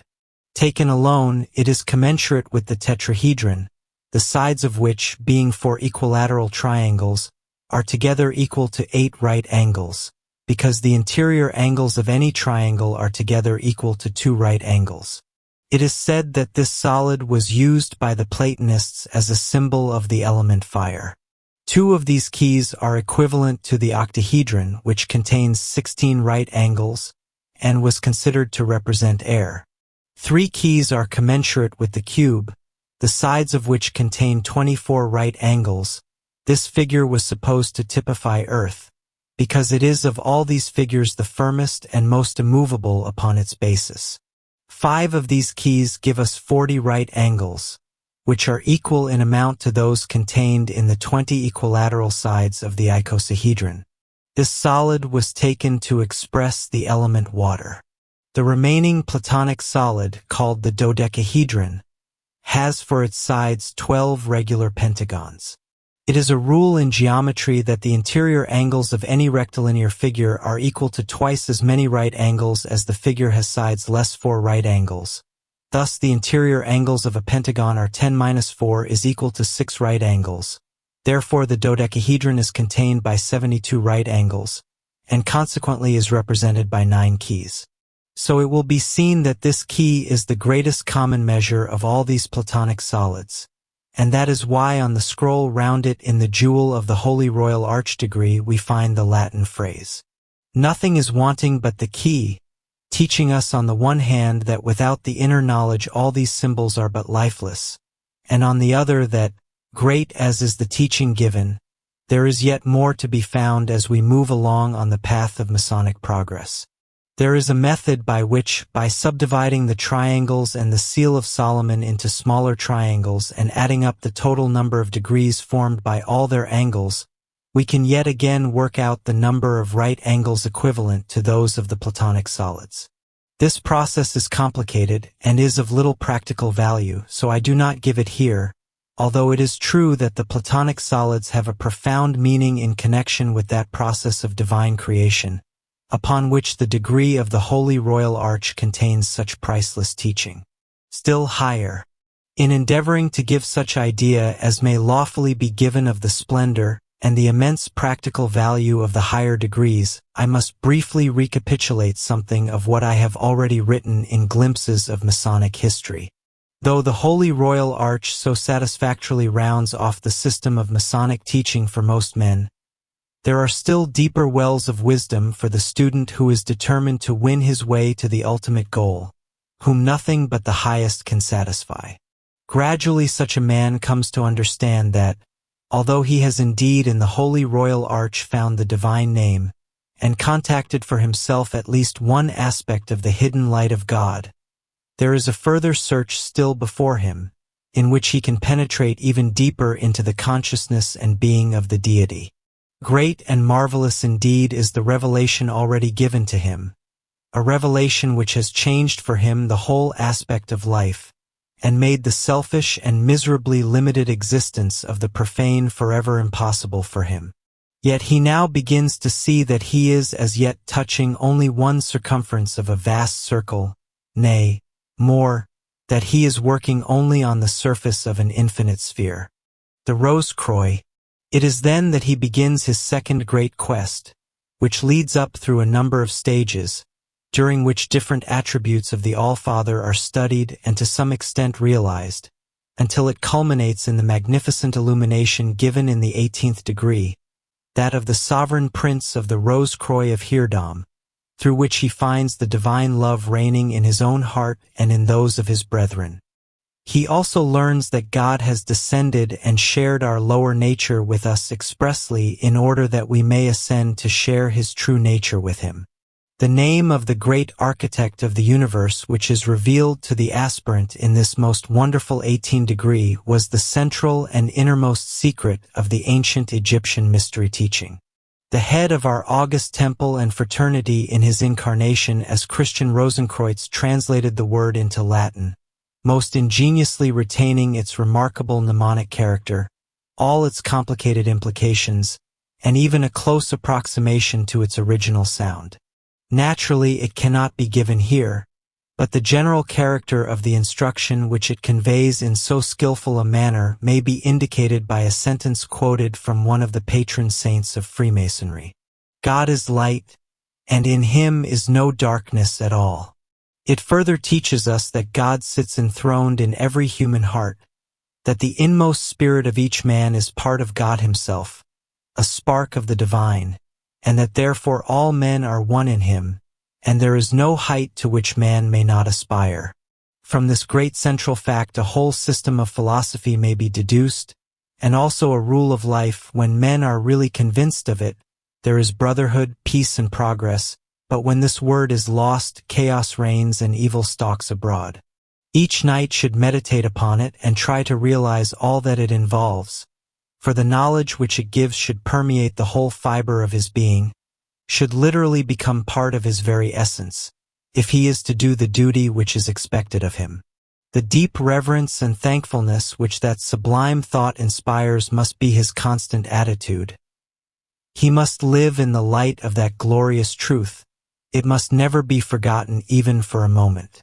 For the man who really knows this, all life is one great glad song of triumph and of gratitude. All this he acknowledges. In all this he rejoices every time that he remembers that wondrous word of power. It is the clear duty of every knight of the Rose-Croix to spread this light abroad, to preach by word when possible, and always by action, this true gospel of the grace of God. In the comasonic form of this degree, he is instructed to offer himself as a channel for the divine force and to make efforts to cooperate with the great architect of the universe. By this daily work his buddhi or intuitional principle, the hidden wisdom which in Egypt was called Horus, the Christ dwelling in man, should be aroused and greatly developed, so that he becomes, to the limit of his capability, a living manifestation of the eternal love, a veritable priest who is its instrument for the helping of the world. In this degree also we find certain symbols of deep significance. The flower of the rose has the threefold connotation of love, secrecy, and fragrance, while the cross bears also the threefold meaning of self-sacrifice, immortality, and holiness. So when these two emblems are taken in conjunction, as they always are in the name Rose-Croix, they betoken the love of self-sacrifice, the secret of immortality, and the sweet fragrance of a holy life. The serpent represents eternity, the double triangle, spirit and matter. The pelican is another ancient symbol of self-sacrifice, as the eagle is of victory. It is significant that up to this point the aspirant, having complied with certain requirements, may apply for advancement, may demand recognition of his progress. But now that he is coming in sight of higher degrees, he may no longer make demand. He must wait for invitation from those who have already attained. It is not for him but for them to decide when he is ready to make a further effort. At the levels which he must now approach, the brotherhood is so close, so perfect, that there must be no risk that its fullness may be marred by the introduction of a discordant element. Not only do these higher degrees carry on further the same process of development which was begun in the lower, they may be said in a certain sense to repeat it at a higher level. The entered apprentice controls and uplifts emotion in the astral body. The Rose-Croix of Hirdam develops far higher love in the Buddhi, which corresponds to it. The fellow craft tries to strengthen his intellect to comprehend the hidden mysteries of Masonry. The Knight Kadosh unfolds within him that grander intellectual quality which gives him always perfect balance and a sense of absolute justice, so that he understands the working of karma. The Master Mason combines within himself and carries farther qualities of the degrees below him. The dewguard of his degree shows that he is intended to be shedding blessing and help around him wherever he goes. And of course this is true to a far greater extent and at a far higher level of the Sovereign Grand Inspector General of the 33 degree, for he should have love, wisdom and power equally manifesting in him, so that in him the true essence of governance may be set forth. In Blue Masonry and in the degree of the Holy Royal Arch we call in the assistance of certain seventh-ray angels to assist the officials in conducting the work of the lodge or chapter. In this 18 degree and in other still higher degrees we do that also, but the type of angels who respond is different, for each degree has its own kind of deva attendant. In these cases, however, the support of the angelic kingdom is much more fully extended. Not only have we the aid of the devas in the performance of our ceremonies, but to each prince of Hirdam at the time of his perfection a special angel is attached, to help him in his private and individual work for the cause. This will be more readily comprehensible if I mention first the characteristic of the other degrees. Black Masonry. Few need anything further than the splendid revelation of the indwelling love of God which they receive in the 18th degree. But there are those who feel that there is yet more to learn of the nature of God, who eagerly wish to understand the meaning of evil and suffering, and its relation to the divine plan. For them Black Masonry exists, the teaching and progress comprised in the degrees from the 19th to the 30th. This section of the mysteries is especially concerned with the working out of karma in its different aspects, studied as a law of retribution, and so from one point of view it is dark and terrible. This is the inner kernel lying behind the vengeance elements in the degree of Knight Kadosh. The darker aspects of karma are largely connected with man's ignorance of the nature of God, and with confusion with regard to many forms in which he reveals himself, and thus the secrets of the 30 degree contain the heart of its philosophy. That degree would not be fully and validly conferred unless these secrets were duly communicated, since they express its inner meaning and purpose. In the ancient Egyptian instruction, corresponding to this group of degrees, it was taught that whatsoever a man sowed that also must he reap, and that if he sowed evil the result would be suffering to himself. The karma of nations and races was also studied, and the inner working of the law upon the different planes was investigated by the inner sight and shown to the student. The whole of what we now call Black Masonry led up to an explanation of karma as divine justice, this having been preserved for us in shadow in what is now the 31 degree, that of the Grand Inspector Inquisitor Commander, whose symbol is a pair of scales. In Egypt this pair of scales was taken as an emblem of the perfect balance of divine justice. The aspirant learnt that all the horror sometimes associated with the working out of karma was indeed based on absolute justice, although it appeared as evil to the lesser vision of the profane.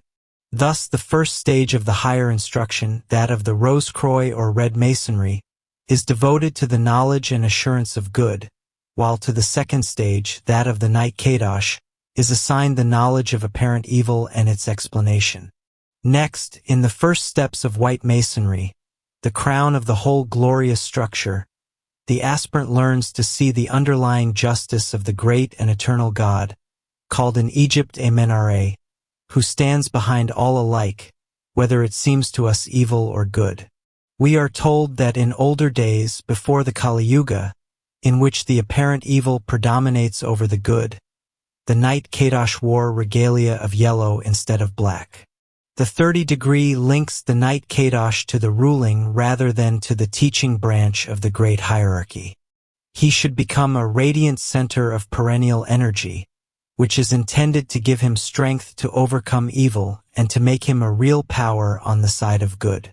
Though the sash is black, the prevailing color of the influence is an electric blue edged with gold, including and yet not drowning the rose of the 18-degree.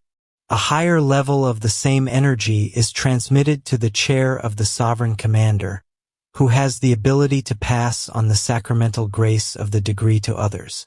White Masonry, the highest and last of the sacramental powers of the ancient mysteries which have been transmitted to us, is that of the Sovereign Grand Inspector General of the 33-degree. The brethren of this high order should have passed on from a conception of the divine justice to the certainty of knowledge and the fullness of the divine glory in the hidden light. The 33-degree links the Sovereign Grand Inspector General with the spiritual king of the world himself, that mightiest of adepts who stands at the head of the great White Lodge, in whose strong hands lie the destinies of the earth, and awakens the powers of the triple spirit as far as they can yet be awakened. This highest of all degrees is given to but few, yet even among those few there can have been but a handful who had the least conception of what they had received, or of the powers given into their hands. Most of those to whom it comes probably regard it as chiefly an administrative degree, and have no idea that it has a spiritual side at all.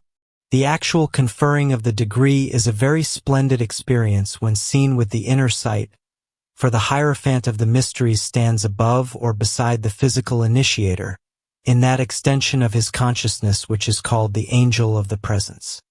If the recipient of the degree happens to be already an initiate, the star which marks the approval of the one initiator once more flames out above him in all its glory, while in any case the two great white angels of the right flash down in splendor from the heavenly places, showing themselves as low as the etheric level, that they may give their full blessing to the new ruler in the craft.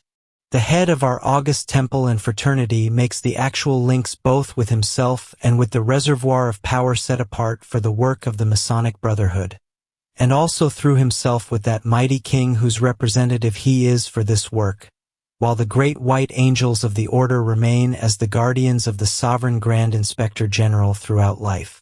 This stage combines the wonderful love of Horus, the sun, with the ineffable life and strength of Osiris, the divine father, and Isis, the eternal mother of the world. And this union of love with strength is its most prominent characteristic. It confers upon those who open themselves to its influence power similar to and only a little way below that of the first great initiation, and those who enter the 33-degree should assuredly qualify themselves for that step before very long.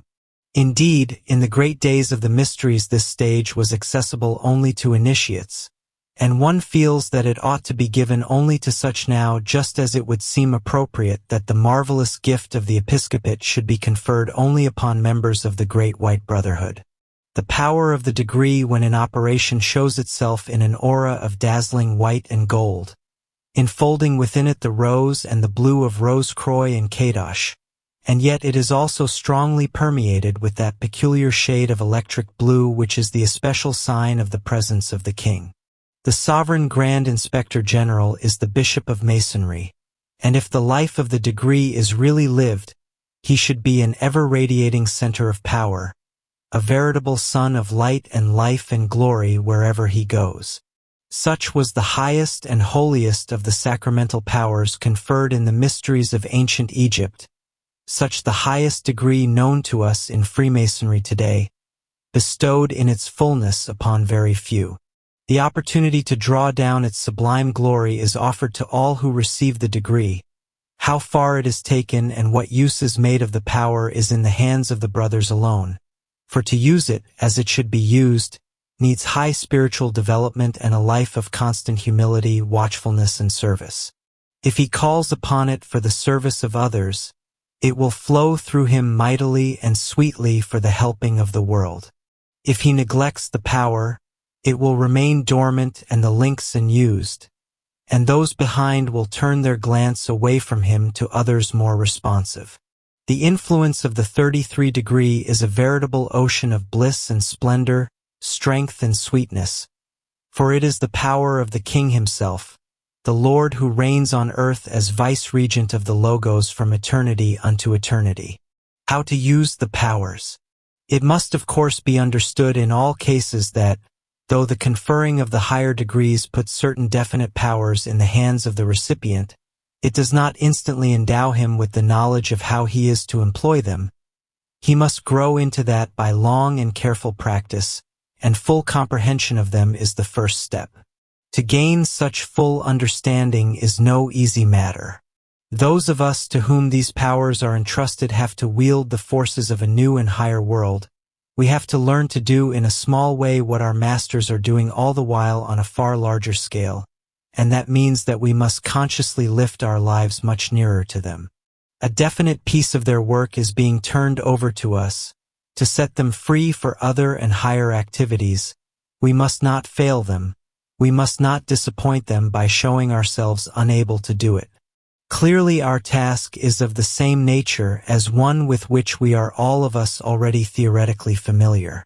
All who have worked in the liberal Catholic Church or in the earlier degrees of Comasonry know that the chief object of those great organizations is to draw down spiritual influence from on high, and to radiate it out upon the surrounding world in a form in which that world can readily assimilate it.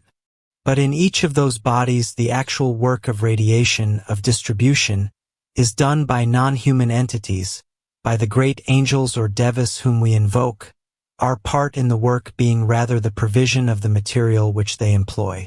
Ours is the intensity of the devotion and of life and good will which calls down the response from the Logos. Theirs is the labor of sorting out, of classifying and directing the manifold varieties of that divine response, and applying it where it is most needed.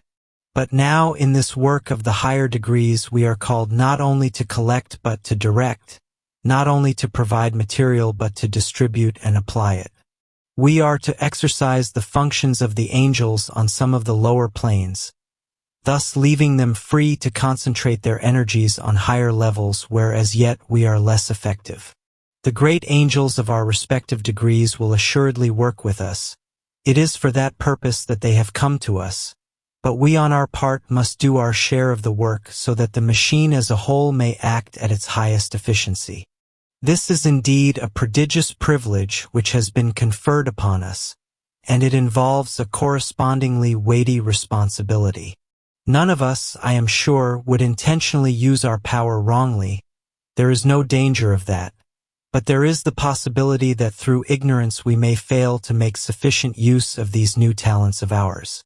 We were told long ago that inaction in a deed of mercy may become action in a deadly sin. Since the great ones have entrusted us with powers so portentous, it behoves us to try to understand them fully, to study their working, so that we may learn how to use them to the best advantage, how to do with them what our masters intend us to do. A second point is that, having received a great accession of strength from our connection with the angel, we must keep a doubly careful watch over our words and thoughts, and guard ourselves most strictly from even a momentary flash of irritability. With us, after our years of self-training, such a feeling passes so quickly that, though of course it is always undesirable, it may not previously have mattered very much, but now it becomes far more serious, for even its rapid passage may do considerable harm to the object of our wrath. Our relation with the angels. We must consider heedfully the relation with the angelic kingdom into which these higher degrees bring us, for it is a matter of the utmost importance. At the moment of his perfecting, there is attached to the sovereign prince of the Rose-Croix a splendid crimson angel, a being of beauty, dignity, and power beyond the utmost stretch of our imagination. What is the nature of this attachment, and what will be the practical effect of this beautiful partnership? The angel links himself with the higher principles of the man, most of all with the buddhi or intuitional wisdom, and the result should presently show itself in two ways. The indescribable vitality and versatility of the angel's mind will constantly impress themselves upon the mental body of the novice, stimulating it into far greater activity, suggesting new lines of thought and action for the benefit of humanity, strengthening the quality of love within him and offering it ever new channels through which to flow. Conversely, whatever ideas may arise in the neophyte's own mind will at once be seized and intensified by the angel, and all sorts of hints will be offered as to methods of putting them into practice. But it cannot be too often reiterated or too strongly impressed upon the aspirant that all this will happen only if he makes a definite effort to lay himself open to the angelic influence, only if he fills himself with the fiery love which is the common factor and line of communication between the two evolutions which otherwise differ so widely.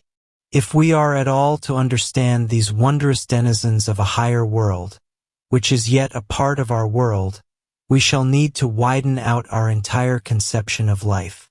Our studies in earlier degrees should have given us a loftier point of view and endowed us with a wider outlook than that of the uninstructed man, but we are still confined within our human rut, and we must learn to transcend it.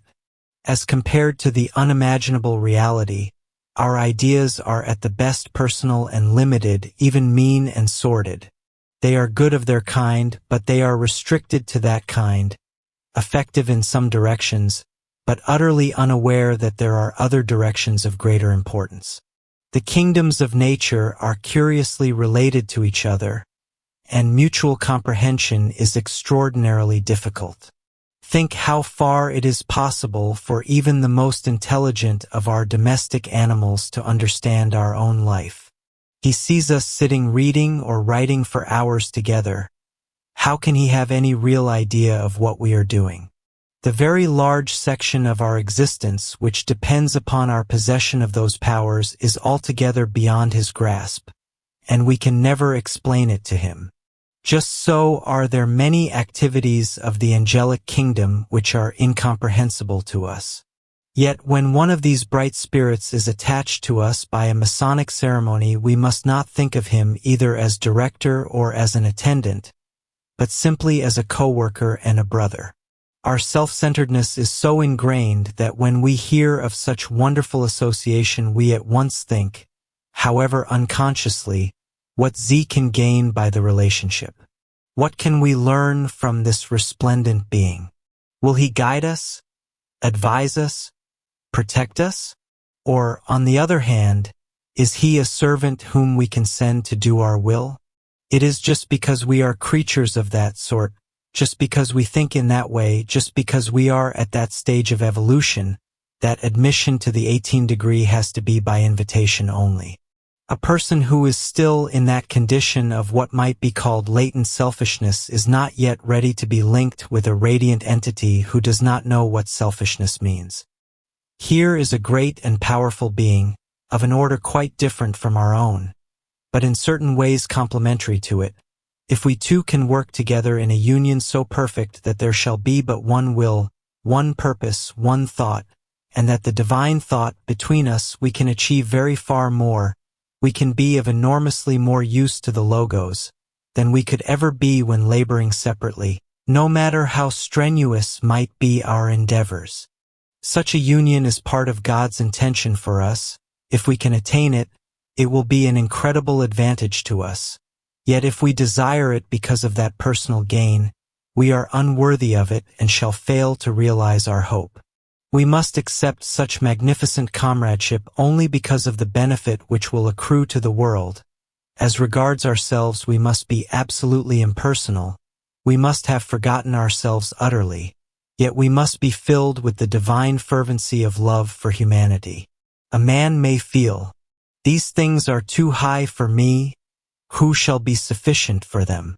If karma puts the opportunity in his way, the achievement is within his power, even though it may mean harder work than he has ever yet undertaken. And the fiery love, which is the very essence of the life of his seraph, will awaken ever more and more of the latent quality in himself, until what now seems impossible has been realized, has become a part of his daily existence. The 30th degree brings its angel also of appropriate character, a great blue deva of the first ray, who lends his strength to the night Kadosh, somewhat as the crimson angel assists the excellent and perfect brother of the rosecroy. The 33 degree gives two such splendid fellow workers, spirits of gigantic size as compared to humanity, and radiantly white in color. Among the angels there is no sex as we understand the word, yet these two great ones differ in a sense which is best expressed by saying that one of them is predominantly masculine and the other predominantly feminine. He who stands usually on the right hand of the sovereign Grand Inspector General has an aura of brilliant white light shot with gold, and represents Osiris, the sun and the life, the positive aspect of the deity. She who stands on the left has an aura of similar light veined with silver, and represents Isis, the moon and the truth, the negative or feminine aspect of the divine glory. They are splendid beyond all words, and radiant with living love, though most of all they convey a sense of irresistible, though benevolent, power, and they give strength to act with decision, accuracy, courage and perseverance on the physical plane. They belong to the cosmic order of angels, who are common to other solar systems besides our own, and their permanent centers of consciousness are on the intuitional plane, though whenever they think fit they draw around themselves mental and astral matter, and they are always ready to give their blessing whenever it is invoked. They are inseparably one with the sovereign Grand Inspector General, linked to his higher self, never to desert him unless by unworthiness he first deserts them and casts them off. The symbols of the sun and moon are usually represented on the gauntlets of the holder of this sublime position, and they are intended to refer to these great angelic powers, who bear a close resemblance to those magnificent members of their kingdom who attach themselves to a bishop at the time of his consecration, and thereafter remain always in connection with him. This last phrase requires a little further explanation, for the association is of an unusual character. This shining retinue of the heavenly host does not visibly accompany either the bishop or the sovereign Grand Inspector General at all times. Yet the consciousness of these high angelic comrades is never out of touch with his own, though the link is not easy to explain. The angel keeps a line of communication always open, and the end of this line, which rests in the aura of his human partner, floats there like a star or tiny point of light. If the bishop or the prince mason calls upon his inner friend, the latter is instantly there.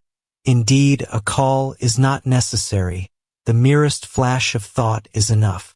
The link must be of a very remarkable nature, for I myself have found that the intention to perform any episcopal act, even to give the most ordinary blessing, at once attracts the attention of these noble collaborators, though I have not consciously thought of them at all.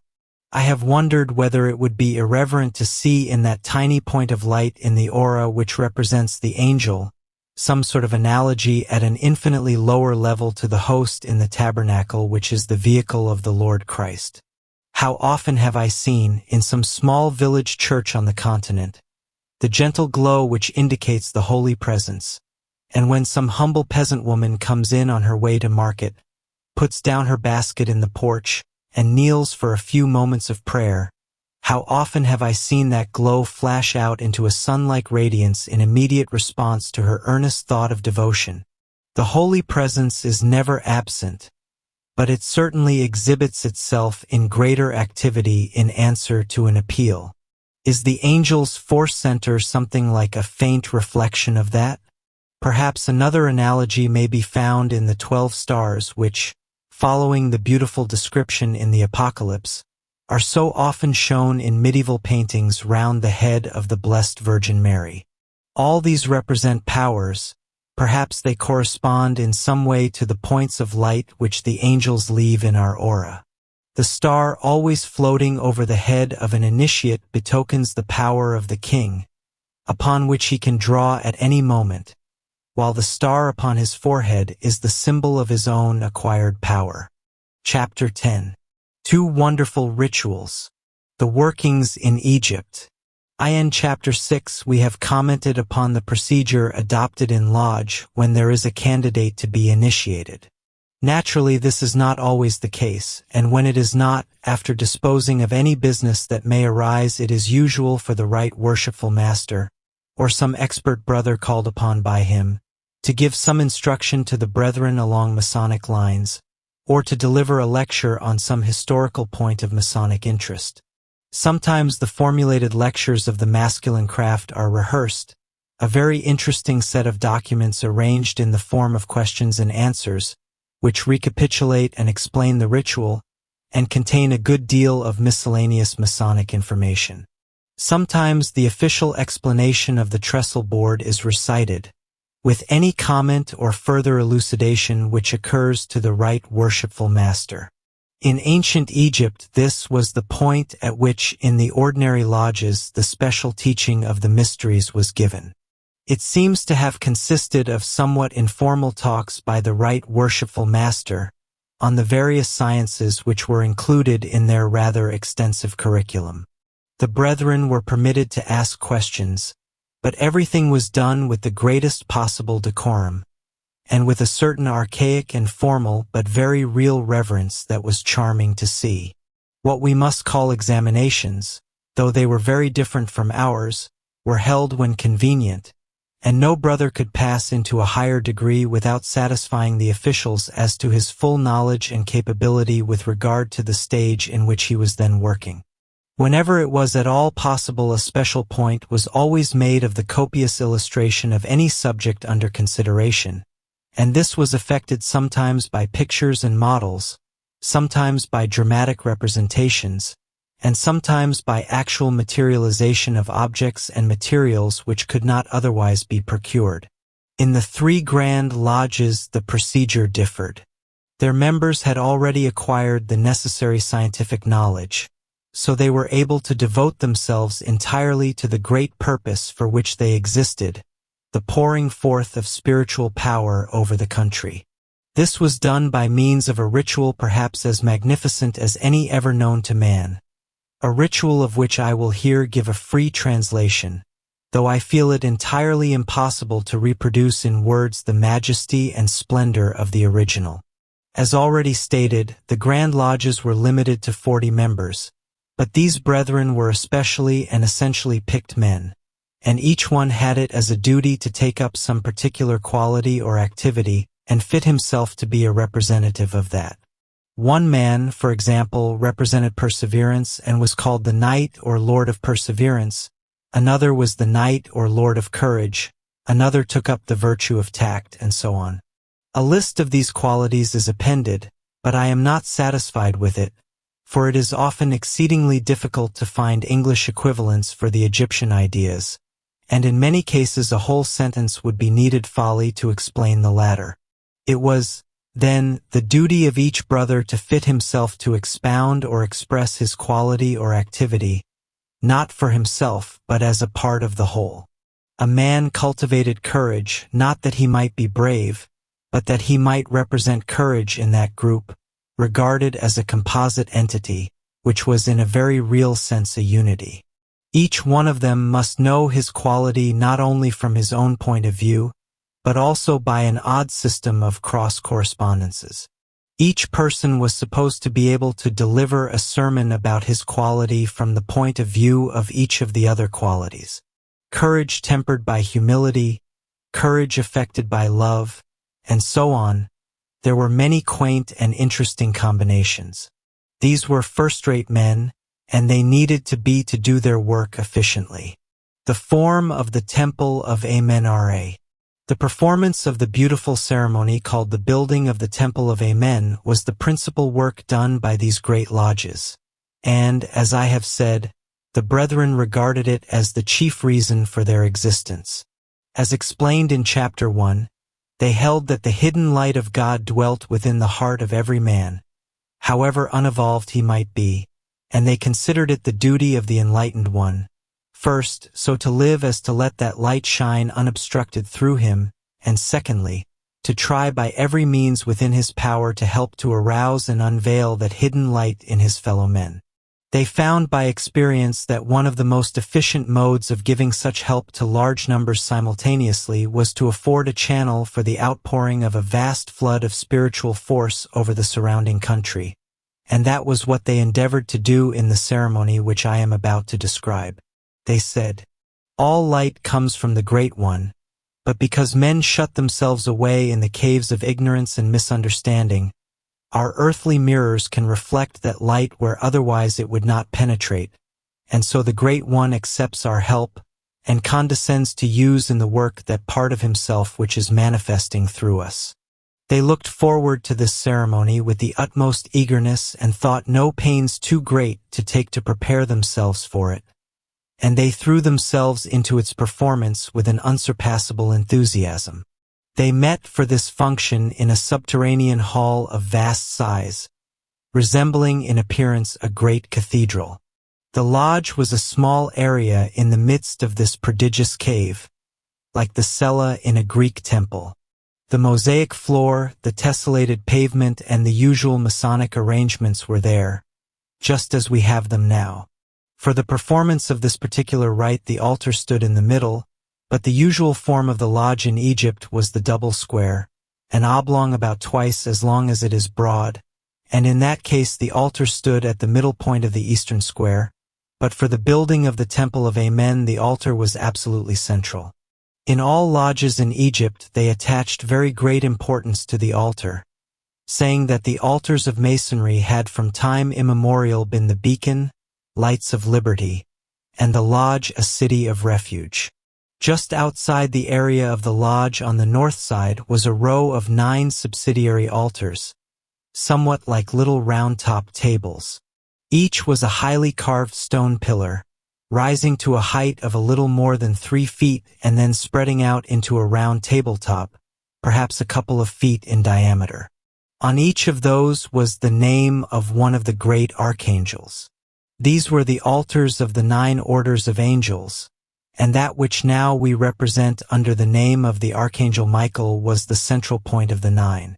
Below on the floor round each of these was a kind of shallow trough in which during the ceremony incense was burning all the time. I am not quite sure how the fire was kept up, for in the Egyptian mysteries they had means of producing exceedingly bright light and intense heat which were quite different from ours, probably something we have not yet discovered. They had thus a thin veil of incense rising round each of these little altars. The altar in the center of the lodge was peculiar, and requires a little explanation. It was built on the same general plan as those of the angels, but it was considerably more massive. Its edge was thick, and not strictly speaking circular, it was really a polygon with 40 sides, a side for each person present. The altar top was perhaps about 7 feet in diameter, and each of the 40 little facets was square. The altar was made of some kind of obsidian or possibly jade glass-like, not black, but dark blue or green. In the center of this thick altar top there was hidden a very bright light, quite invisible when all the mechanism was closed. In the upper surface of this hollow altar there was a circular opening, closed by a little door, the 2 halves of which could slide apart so that the light could shine out upwards towards the roof through that hole in the top of the altar. Apart from this, each of the facets had a little door that drew up. One could take hold of the projecting frame and draw up the little door, so that a pencil of light shone out horizontally towards the far distant wall through the little slit which was thereby opened. Inside each of these little doors was colored glass, so that different rays came forth from each of these 40 slits when they were opened. These colors were chosen to represent the various qualities, or at least to distinguish one from another. Some were simple colors, but most were combinations. I mean that a pencil of light would be divided, half yellow and half blue. Let us say, sometimes such a division would be diagonal and sometimes horizontal, so that the resulting beams were readily recognizable. Over the altar in the center of the roof was the blazing star, which at full power was a really splendid light, equal to several big electric arcs put together. It was, however, capable of being dimmed down gradually, and could be used at various degrees of power. Each of the brethren brought to this ceremony a private light of his own, which was practically a dark lantern. It was a rather clumsy-looking bog of blue earthenware, but it had a tube corresponding to that of a bullseye lantern, so that it could shoot out a powerful pencil of light which stood out clearly in the incense-laden air. Each person's ray of light was different, corresponding to one of those from the altar in the center. Another feature which is quite foreign to our modern ideas was the presence of two attendant acolytes at the ceremony. A boy and a girl of about 12 years of age, most beautiful children, chosen for their beauty out of the whole land of Egypt. They were sworn under the most sacred oath not to speak outside of what took place in the lodge. Certain vessels and other paraphernalia were kept under the right worshipful master's pedestal, and solemnly fetched thence by these little acolytes when required. The building of the Temple of Amen-Ra. When the ceremony of the building of the Temple of Amen was to be performed, the lodge was opened in the ordinary way, and raised straight to the third degree by the shortest method in due and ancient form. The blazing star flashed out at the moment of opening, but not to its highest possibility. After inquiries as to business, the right worshipful master gave one knocks which was answered as usual, and said, "Brethren, we have met to perform the greatest of our duties, to build the temple of the Great One, the great architect, the grand geometrician, the Most High." As he uttered the first title, all present raised the back of the right hand to the forehead, and at each of the other titles the appropriate salutes were given, exactly as we know them now. Remaining at the salute, the right worshipful master continued, "May we be found worthy to serve him." All present repeated the words, chanting solemnly in reply, "May we be found worthy to serve him." In the same way the following sentences were repeated. Right worshipful master, may our work be guided by his wisdom. All, may our work be guided by his wisdom. Worshipful senior warden, may our work be inspired by his strength. All, may our work be inspired by his strength. Worshipful junior warden, may our work show forth his beauty. All, may our work show forth his beauty. Right worshipful master, may our work be acceptable in his sight. All, may our work be acceptable in his sight. That last sentence meant more than is conveyed in the English words, for it also included the idea that while he saw it and approved it, he might also be seen in it, might shine through it and manifest himself. Then the right worshipful master said, "Brethren, let us prepare ourselves by a few minutes of meditation." He made a sign with his hand, and the blazing star was extinguished, leaving the lodge in total darkness. Each brother had his lamp lit, but the light was perfectly concealed. At each man's seat was a sort of socket or stand into which his lamp fitted, and when it was laid on that socket its tube was accurately aimed at the corresponding facet of the central altar. Each brother retained always the same seat, and the colored glass in the tube of his lantern exactly resembled that in the facet of the altar to which he was opposite. The unveiling of the hidden light. After a few minutes of meditation in the darkness, the right worshipful master gave a knocks, which was answered as usual, and the worshipful senior warden said, "Right worshipful master, is it your will that we pray the God Ra to unveil the hidden light?" The right worshipful master replied, Ra unveils his light when we unveil ours. So give that you may receive. Then he left his seat in the darkness, and walked down to the altar, with his 2 little attendants, and stood with his back to his own throne, but close to the altar. He also had a lamp like all the rest, and he now carried it in his hand. He drew up the slide of his lamp and showed his light, as he said, "I give the light of wisdom," and aimed that light at the altar in front of him. And as he did so, he stretched forth his hand and drew up the corresponding little door. There was a little ledge on which it hitched so that it remained open, and so in response to the colored ray from his lamp, a similar colored ray shone upon him from the altar. He then handed his lamp to his little acolyte, who carried it back to his chair, and set it in its socket, and then the right worshipful master walked round the table to the other side. Then the worshipful senior warden, from his place, said, "I give the light of strength," and uncovered his light, which also was set in its socket so that the ray of light fell on the edge of the table exactly opposite to him. The right worshipful master slipped up that little door, and the corresponding light shone out.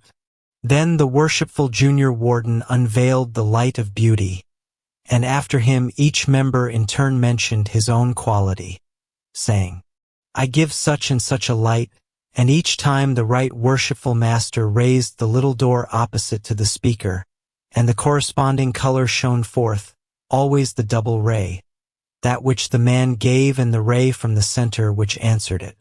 When all the 40 members had uncovered their lights in that way, the right worshipful master said, "The circle is complete. Let the light shine." With these words he opened the top of the table, sliding back the 2 semicircular doors, so that a strong cylindrical beam of white light flashed up to the roof. The colored rays of the qualities were perhaps 4 inches in diameter, but this beam measured a couple of feet through, a great funnel of light shooting up to the ceiling, which was very lofty, at least 70 feet high, I should think, and then in response to that, the blazing star was unveiled at its fullest power. The symbolism here is obvious and beautiful. Each person first gives his quota and gets his response. When all have done their respective parts, they have built up the perfect man. Then the white light, which includes all, shoots up, and down comes the light of the logos in reply. When the whole vast hall was flooded by this splendid light from the blazing star, the people closed their lamps, all the little doors in the sides of the altar were dropped down again, and those on the top of the table slid back into place.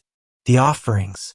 The next part of the ceremony was a hymn to Ra, the logos, the sun god, thanking him for his response, giving glory to him and saying, "Let us bathe in his light, and pay him due reverence."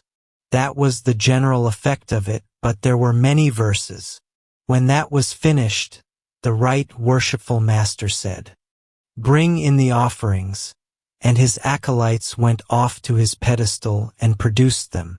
The children brought him 2 golden vessels, which bore some resemblance to those used in the Christian Eucharistic service, and evidently to a certain extent corresponded to them. This ceremony long antedated Christianity, so it is by no means impossible that some of its features may have been absorbed by the later religion. We may clearly regard this as the Egyptian form of the Eucharist, for its object was identical. The brethren offered themselves, body, soul, and spirit, to God. He entered into them in an especial manner in return, and they then acted as the channels of his bounty to the world. The boy returned from the master's pedestal bearing in his hands a circular golden dish with a domed cover perhaps 12 inches in diameter. In fact, it was in shape and size by no means unlike some that are used to hold vegetables at a modern dinner table, but made apparently of solid gold, richly chased and evidently very heavy. The girl bore a cup of similar manufacture, not quite the Christian chalice, more like the 2-handled loving cup of medieval times. These vessels were treated with the utmost reverence, as of immemorial antiquity. They were scarcely in the Egyptian style, and may quite possibly have been Atlantean. The girl carried also a curious triangle of gold, in the center of which was realistically engraved a human eye. A slight bowl-like depression at the apex of the triangle enabled the officiant to use it as a kind of spoon, as will presently be explained. These vessels were placed on the altar before the right worshipful master, who extended his hands over them and said, O thou most high, most strong, most wise, thou ever-shining light, from whom all light forever comes, we return to thee herein the light and life that thou hast given us. Our life is in this offering, we lay it at thy feet, we pour it forth before thee. As it bears our life to thee, so may it bear thy life to us. Flood thou our offering with thy life, that it may awaken thee in us. All stretched forth their hands and chanted the Egyptian equivalent of, So mote it be. The right worshipful master then drew over himself a wonderful golden robe, which his acolyte had brought from the pedestal, gave a knocks and, turning slowly round, with his arms extended towards the columns, said, Brethren, you have given yourselves to our Lord Osiris-Ra. Now Osiris-Ra will give himself to you. And once more all chanted, So mote it be. Then the right worshipful master removed the covers from the vessels. In the dish there lay a curious-looking flat cake, perhaps 6 inches square and half an inch in thickness, which was scored into squares like a chessboard, not cut through, but half cut by 6 lines parallel to each of the sides, so that it could easily be broken into small squares. The marking was heavier round the 9 squares in the center. The cake was of flour, with a slightly sweetish taste, but the top was covered by a thin layer of whitish-green material, not unlike the icing on some modern cakes. The cup contained a colorless fluid, the descent of Osiris. As soon as the right worshipful master had uncovered the vessels, he raised his arms towards the blazing star and cried 3 times, O Lord, descend. When that tremendous flood of light fell upon the offerings, a remarkable chemical change was at once set up, presumably by the actinic action of the light rays, and the grayish-white icing grew crimson. It would appear that the same sensitive chemical was in solution in the cup, for the colorless liquid also became a deep rose. The change of color was obviously intended to symbolize the descent of the divine life, and when it was completed, the right worshipful master gave 7 knocks in a peculiar sequence and said, The Lord gives himself to us. Thank we the Lord. All the brethren repeated these words, chanting them over and over again in a kind of anthem with many parts, which was evidently very well known to all. The distribution of the sacrament. When this was finished, the right worshipful master beckoned to the director of ceremonies, who marshaled in order 8 members from the southeast corner of the lodge, and brought them to the altar with him. These 9 grouped themselves around the right worshipful master as he stood at the altar. He then, facing the altar, broke off the little square at the northeast corner of the cake, and dropped it into the cup, taking up the strange golden triangle. He dipped the apex into the cup, brought out the little square in the spoon bowl, and reverently consumed it. Then, as he turned from the altar to the 9 brethren, standing round him, they bowed slightly to him, all saying together, Thou art Osiris. The right worshipful master broke off another fragment of the cake, and dropped it into the cup. Then the director of ceremonies stepped forward with the salute and handed him a small spoon made of that beautiful blue highly glazed earthenware which we often find in Ushabtis. The right worshipful master took the spoon, picked up the fragment in it, and administered it to the director of ceremonies. As soon as the latter had received it, the whole group, including the right worshipful master, bowed slightly to him and said simultaneously, Thou art Osiris. Each brother in turn produced his spoon, received his fragment of the cake and the grave bow and salutation from his brethren. When the group of 9 had all partaken, the director of ceremonies conducted them to their seats, and brought up to the altar the worshipful junior warden and 9 others, the southwest corner in fact, who went through precisely the same ritual. Then the worshipful senior warden and 9 from the northwest corner came, and finally the secretary and 9 from the northeast. Each brother brought his little spoon and, after using it for administration to him, the right worshipful master dropped it into a large golden bowl which was held at his side by his young attendants. An important point noticed was that they held out the bowl in front of the right worshipful master every time he administered a fragment, lest a drop of the liquid should fall. As the right worshipful master gave the fragment to each man, he said, "Receive the light, thou art Osiris, let the light shine." And the 9 brethren bowed gravely and repeated, "Thou art Osiris." It will be seen that when all the 40 had received and returned to their places, the central block of 9 squares still remained. The right worshipful master broke off one of these, dropped it into the cup, took it out in his own golden triangle spoon, and carried it to one of the angel altars in the north. He was accompanied by his young acolytes, who walked one on each side, holding a cloth stretched before him to catch any drop that might fall from the triangle.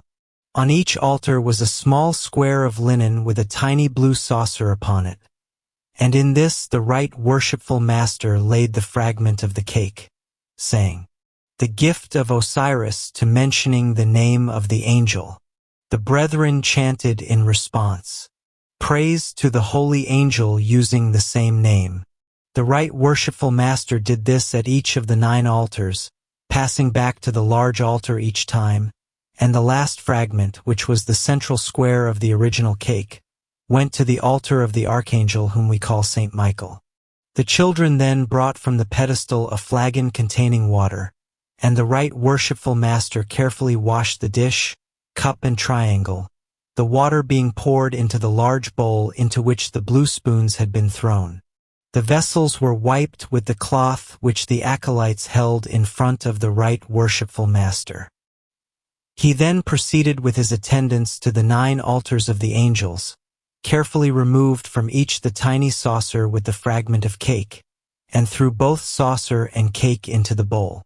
Then he took up the little square of linen, wiped the top of the altar with it, and threw that also into the bowl. It is evident that each angel was supposed to have extracted from the offering whatever he wished, so that the outer symbol might now be removed. The right worshipful master did not in this case make a separate journey for each, but began at the west end of the line and moved straight along. When he returned to the central altar, he threw into the bowl the cloth with which the vessels were wiped. The cover of the bowl was then placed upon it, and the right worshipful master sealed it in 2 places with his seal. It was then set aside by the acolytes until the end of the ceremony, the reunion of Osiris. This being done, the right worshipful master returned to his chair with his attendants, and all were seated. Then he gave a knock and said, "Brethren, the body of Osiris is broken and buried within you. How shall Osiris rise again?" And the brethren took up the same words. "The body of Osiris is broken and buried within us. How shall Osiris rise again?" They chanted them over and over again antiphonally. It was an anthem, yet set to a strange, weird minor melody which was wonderfully impressive. This music grew gradually softer and more melancholy, and as it did so, the light slowly faded until there was complete darkness. Then the music died down altogether, and there was a period of silence during which the brethren meditated upon the death and life of Osiris. Out of the silence there presently arose soft, far-away fairy-like music, which swelled and drew nearer by imperceptible degrees. Though so soft it was no longer sad, but calm and happy, with a lovely haunting refrain, and after a while a voice emerged, but so gradually, so skillfully that it was scarcely possible to say when it began. At first it seemed to be humming the air, then words somehow shaped themselves little by little, and before one knew it the voice was singing ever more and more strongly and clearly. Osiris is immortal, unchanging. Osiris is broken, divided into thousands of parts, yet ever reunited. Though he may be many, yet is he ever one. We are Osiris, through us shall he rise again, through us shall he be reunited, for we be one, even as he is one. Then the brethren joined in and sang the same words in gradually swelling chorus. As their chant ceased, the right worshipful master gave the knocks and his voice rang out. Rise, brethren, you who are Osiris, as you have received, so give. He himself rose, turned to the east and uncovered his lamp, throwing its light on the faraway eastern wall of the great hall, saying as he did so, I, Osiris, give the light of wisdom. All the brethren now faced outwards towards the walls, and the worshipful senior warden uncovered his lamp and said, I, Osiris, give the light of strength. Then the worshipful junior warden in the same way sent out the light of beauty, and each brother in turn uncovered his light and sent out his especial quality with all his might into the dim vastness of the cathedral, which typified the darkness of the outer world. So flexible was the language that the light of beauty could just as well be taken to mean the beauty of the light. The scene at this point was most impressive, the pencils of light shooting out in all directions into the dim surrounding vastness. When the last brother had spoken, the right worshipful master added, As the truest wisdom is love, I send out also the light of love, which enfolds and includes all. The shining of the light. After a few minutes of intense silent concentration, the right worshipful master repeated the special sevenfold knocks, which was answered by the wardens and guards. All the brethren faced inwards, and immediately a chant of triumph rang out. Osiris hath risen again. Osiris is one. We are all one in him. Rejoice, O brothers, rejoice. For Osiris hath conquered death and fear. There is no death, there is no fear. Osiris lives forever, and we live in him. This was re-echoed anthem-wise, and finally culminated in a great triumphant shout. Shine forth, Osiris Ra. Let the light shine. And at that the right worshipful master turned on the blazing star, so that the whole immense hall was flooded with light once more. All the brethren then extinguished their lamps, and drew round themselves beautiful shimmering festal robes in honor of the resurrection of Osiris. And when they were ready, the right worshipful master gave a single knocks and said, Right worshipful master, worshipful senior warden, is Osiris one or many? Worshipful senior warden. Osiris is ever one, right worshipful master, yet shows himself in many forms. Right worshipful master, worshipful junior warden. When does he show himself in many forms? Worshipful junior warden. When he divides himself and descends into the lower worlds. Right worshipful master. Right worshipful master. Worshipful senior warden. Why does he thus descend? Worshipful senior warden. For our sake. Right worshipful master. Right worshipful master. How for our sake? Worshipful junior warden. Worshipful junior warden. Because without him we could not be. Right worshipful master. Right worshipful master. Worshipful senior warden. Are we then Osiris? Worshipful senior warden. We are Osiris, right worshipful master, and through us his light should shine. Right worshipful master, worshipful junior warden. Whence comes that light? Worshipful junior warden.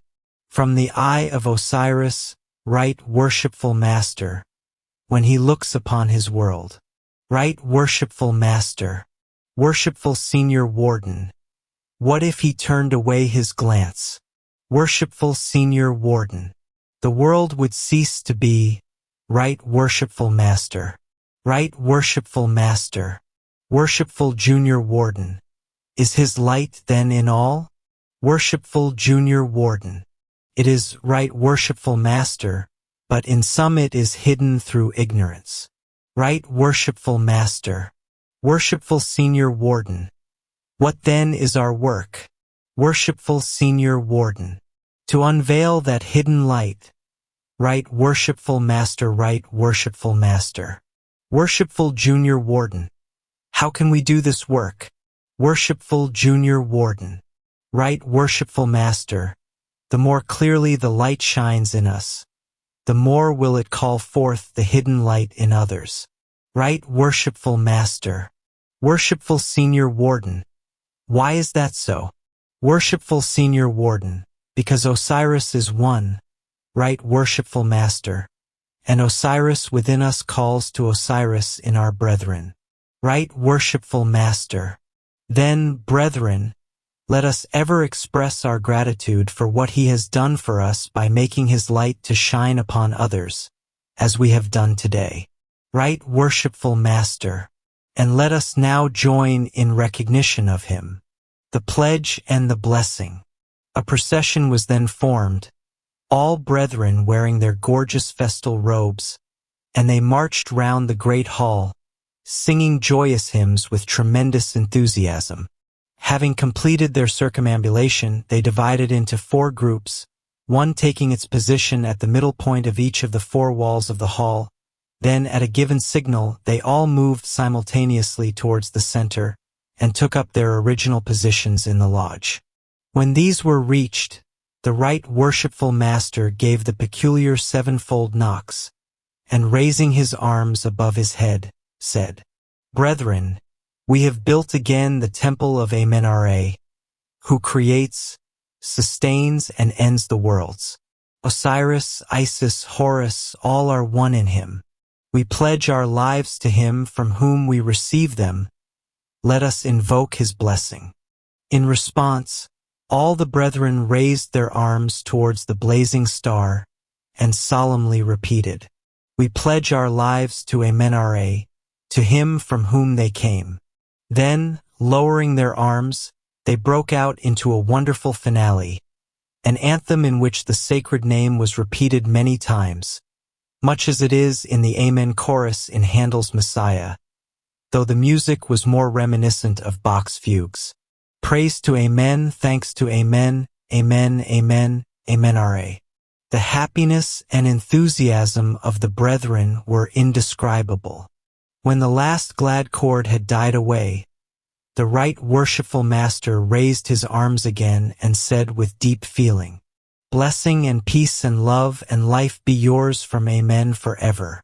And all stretched forth their hands and replied, So mote it be. Then the lodge was lowered and closed in due and antient form. At a convenient time after the whole ceremony was over, the Right Worshipful Master and some of the officers took the golden bowl to the bank of the Nile. They embarked upon a boat and were rowed out to the middle of the river, and there the Right Worshipful Master broke his seals and emptied out the entire contents of the bowl into deep water. Then he carefully washed it, and it was borne back to the sanctuary. The ceremony of the holy angels. The head of our august temple and fraternity holds a lodge of his own in one of the halls of his castle, and we have at various times been privileged to see some of his workings. One beautiful ritual that I witnessed there I am allowed to describe, as it is so unlike an ordinary Masonic meeting that there can be no infringement of any oath. It is a special ceremony performed annually on the church festival of St. Michael and All Angels. It is worth the notice of the Masonic as well as of the ecclesiastical student that a number of these festivals of the Christian Church are much more than mere commemorations. They are definitely occasions on which, for various reasons, heaven and earth draw nearer together, and communication between the seen and the unseen worlds is noticeably easier than is commonly the case. Often there is an astronomical basis for the phenomenon, as in the case of the festivals of the two St. Johns who are said to be the patron saints of Freemasonry, one occurring on June 24th and the other on December 27th, obviously aiming respectively at the summer and winter solstices, though wrong by a few days because of the maladjustment of the medieval calendar. Michaelmas Day is evidently an attempt to mark the autumnal equinox, though now it is a week behind time. Still, it is one of the occasions which I have mentioned, and each year advantage is taken of that fact to make the wonderful interchange of forces which I am about to try to describe, though again, as in the former case, this is one of the many instances in which words seem hopelessly inadequate. The lodge and officers. At the eastern end of a large hall there was a beautifully carved throne of white marble raised upon several steps, and upon it sat the head of our august temple and fraternity, dressed in a splendid crimson robe like a cope, fastened on the breast by a design of brilliantly flashing jewels, diamond and amethyst, in the form of a seven-pointed star. Underneath the cope-like vestment, he wore a suit of golden chainmail, which was once the possession of a Roman emperor. At each side of him, standing upon one of the steps which led up to his throne, was an attendant dressed in silver chainmail, holding his sword upright at the carry.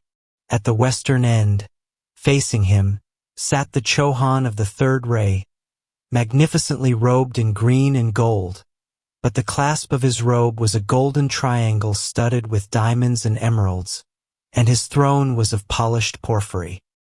He was evidently acting as worshipful senior warden, and for the worshipful junior warden on the southern wall, midway between them, was set a third throne, of rose-colored marble, upon which sat another well-known adept, dressed in a white garment not unlike a chasuble, heavily ornamented with blue and gold. On the front of it was embroidered a Corinthian column, extending from neck to knees, and foliations sprayed out upwards from it over the shoulders, as do the orphreys of a Gothic chasuble. On his breast hung by a golden chain a five-pointed star of sapphires, and from it in turn depended a ruby cross. The whole central part of the lodge was left empty, though a number of brethren robed in brilliant colors sat in the columns. The lozenges of the mosaic pavement were pale rose and pale blue, and there seemed to be some additional design faintly indicated upon it by lines. There were also lines of different colors round the edge of it, as is not unusual in comasonic lodges. The triangle of adepts. The head of our august temple and fraternity was clearly in charge of the proceedings as right worshipful master, and he began the ceremony by interchanging some rapid sentences with the other adepts. There were also some singing and a number of quick simultaneous movements. Then the right worshipful master chanted some solemn sentences that sounded like a prayer, and came down from his throne and stood on the floor at a certain point a little distance in front of it. As he left the throne, the two attendants, facing each other, saluted him with their swords as he passed between them, and then stepped down to the floor and stood in front of the throne awaiting his return. The worshipful senior warden also chanted a prayer and came down, and then the worshipful junior warden did exactly the same thing, so that they were standing on the floor in a right-angled triangle, all facing towards the center. After exchanging ceremonious salutes they chanted together antiphonally, and seemed to throw flashes of fire towards one another, till the triangle was marked out by lines of brilliant golden light. The arrival of the angels. Then the right worshipful master turned towards the worshipful junior warden and chanted a sentence. The worshipful junior warden replied, and then they both turned their backs on the center and stood facing outwards at right angles to the line of fire that joined them, facing southeast. Then simultaneously they chanted an invocation, throwing their arms forward, and suddenly two great angels appeared facing them, standing so as to make a square with them. They exchanged certain signs as though in greeting, and then they again chanted and threw out lines of fire, so that the square was marked out in lines of golden light like the triangle. Then the worshipful senior warden turned towards the worshipful junior warden, and they chanted together, facing outwards at right angles to the line which joined them, facing southwest.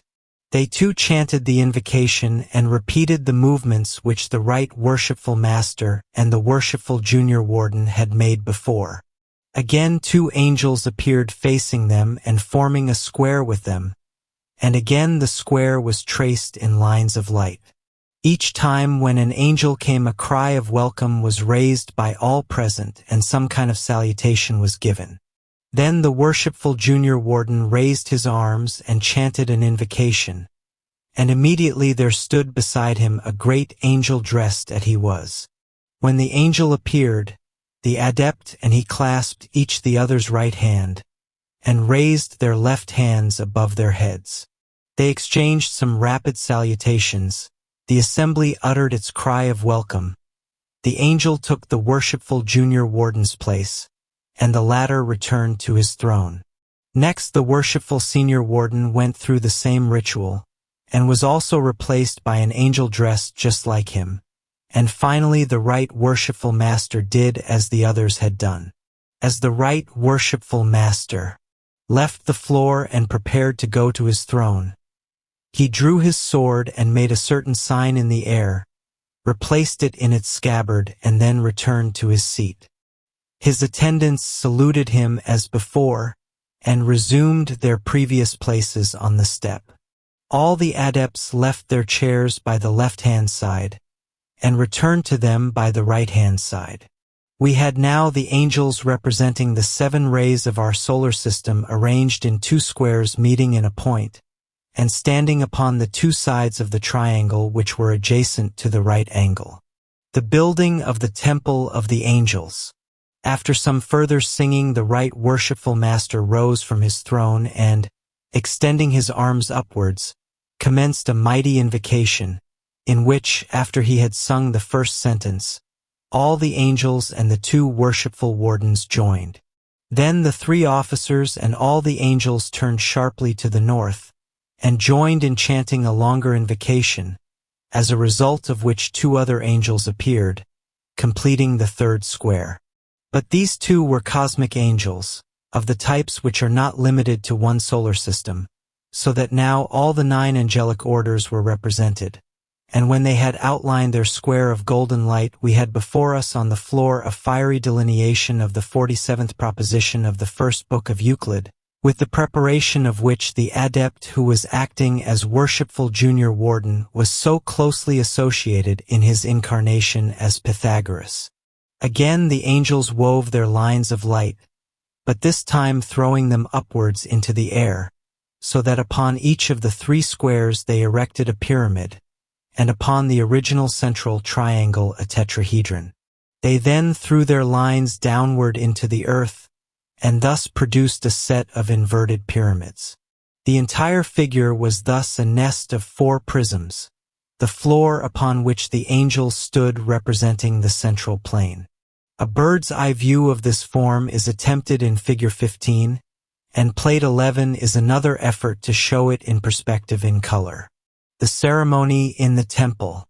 Having thus built for themselves a temple of this strange form, the angels proceeded to perform a most interesting ceremony inside it. They moved in a wonderful chorik dance, arranging themselves in various figures much as the adepts do at the Wesak ceremony, which I have described in the Masters and the Path, though the figures were the same. They made a 7-pointed star, a swastika, a cross, and many other figures, but it was very difficult to see them on account of the dazzling radiations of colored fire from the points of the figure. After many such changes they all joined in a sort of hymn, a most marvelous outburst of music, in which the voices pealed out like trumpet calls, like the chiming of mighty bells. The multi-prismatoidal temple was transparent like crystal, and yet somehow permeated with fire, so that in watching it one realized the meaning of the strange description in the revelation of a sea of glass mingled with fire. As the angelic chorus swelled out, the glow of this temple grew brighter and brighter, and lines of dazzling light shot out into the empyrean, bearing messages and greetings to worlds far away in space. And unmistakably there came a response to this wondrous call, even many responses. Strange to us beyond all words in magnetism and in feeling were these replies from other worlds, but that they were replies there was no question. Some came from other planets of our system, others just as surely came from worlds of which we at present know nothing. The end of the ceremony was dramatic. The prisms glowed with greater and greater intensity, until the whole figure seemed a mass of living fire, and with a final grand outburst of triumphant song it suddenly swept upwards and vanished, caught up in a chariot of fire like Elijah of old. Then a hymn was sung. The head of our august temple and fraternity solemnly blessed the assembly, and all filed out in procession, singing, the three officials bringing up the rear as usual. The effect of the festival. The festival of St. Michael and all angels, on which, as I have said, this Masonic meeting is held every year, is an anniversary which long antedates the Christian era, though Christianity quite rightly adopted it, as it did so many of the festivals of earlier religions. It is an interchange of joyous greetings and hearty good wishes, a kind of happy new year among the angels. The ceremony is, however, not merely a celestial greeting, but has other functions as well, many of which are quite impossible to understand. It was evident, for example, that forces were being discharged into the interior of our Earth. We were in some way being loaded or charged, and were in turn imparting to other worlds something of which they had need. I am sure that we are as yet far from fully comprehending the significance of this magnificent ritual. I remember that Madame Blavatsky once spoke to us of it, and I also once wavy years previously heard a reference made to it by one of the Adept Brotherhood. Chapter 11. Closing the Lodge. The Greetings. Just as at the opening of the lodge we gathered together all our forces for the evening's work, so now in the closing of the lodge we marshal them once more for the final effort of outpouring the Masonic blessing. The ceremony of closing begins when the Right Worshipful Master asks if any brother has any proposition to make, specifying that such propositions must be for the benefit of the order in general or for the benefit of humanity. All business and all proposals connected with business should have been done at an earlier period in the evening, before the lodge has commenced the special work of the meeting. The only matters with which we deal at this stage are the proposal of candidates for initiation, and the reception of greetings from other councils, consistories, chapters, or lodges. The greetings then given are by no means formal. Each greeting received is a very distinct contribution to the force which is produced during the working of the lodge. It brings with it the peculiar mental atmosphere of the lodge whose greeting is given. Every lodge exists on the mental plane as a definite mental object, a real thing in the realm of thought. When, therefore, one of its members gives a greeting in another lodge, there comes to him from his own a spear of light, bearing good influence, which radiates through him. When a brother is in his own lodge, a certain aspect or facet or segment of his aura, which represents his relation to that lodge, is galvanized into activity. Some portion of his potential being is vivified because he is part of that lodge. The lodge as a mental entity is made up of such sections of all its members, welded together to form a whole, and it is from that whole that the spear of light comes and flashes out when the greetings are given. When we speak of a lodge as a mental entity, we do not mean something existing merely in mind or fancy. On the mental plane, each lodge is a definite thing, a great sphere with a precise allocation in space, over the place where the lodge meets. In the case of a hall where a number of lodges meet on different evenings, the several spheres are to be seen floating above the building. These spheres are then not intermingled at all, but clustered together over the premises in such a way as to remind one of a collection of toy balloons. The mental forms made by different lodges vary very greatly. In some cases such a form is a very fine thing indeed, upheld by a number of people who are intensely in earnest, whose lodge is a very real thing in their lives. When the members have considerable knowledge of the occult meaning of the lodge and its work, that makes a splendid form on the higher mental plane. But if the lodge is composed of members of little intellectual ability, whose thoughts are for the most part centered upon good fellowship and banqueting, the astral counterpart of the lodge will be strong, but the mental portion of its form deficient. It follows from this that the greetings from some lodges are of far more effect than those from others. The highest greetings of all are those from the Supreme Council. The right worshipful master asks the question which leads to the greetings 3 times. Therefore, the force which the lodge receives through the greetings is divisible into 3 groups, each quite distinct from the others. Sometimes there are answers to all the 3 questions, but often there are not.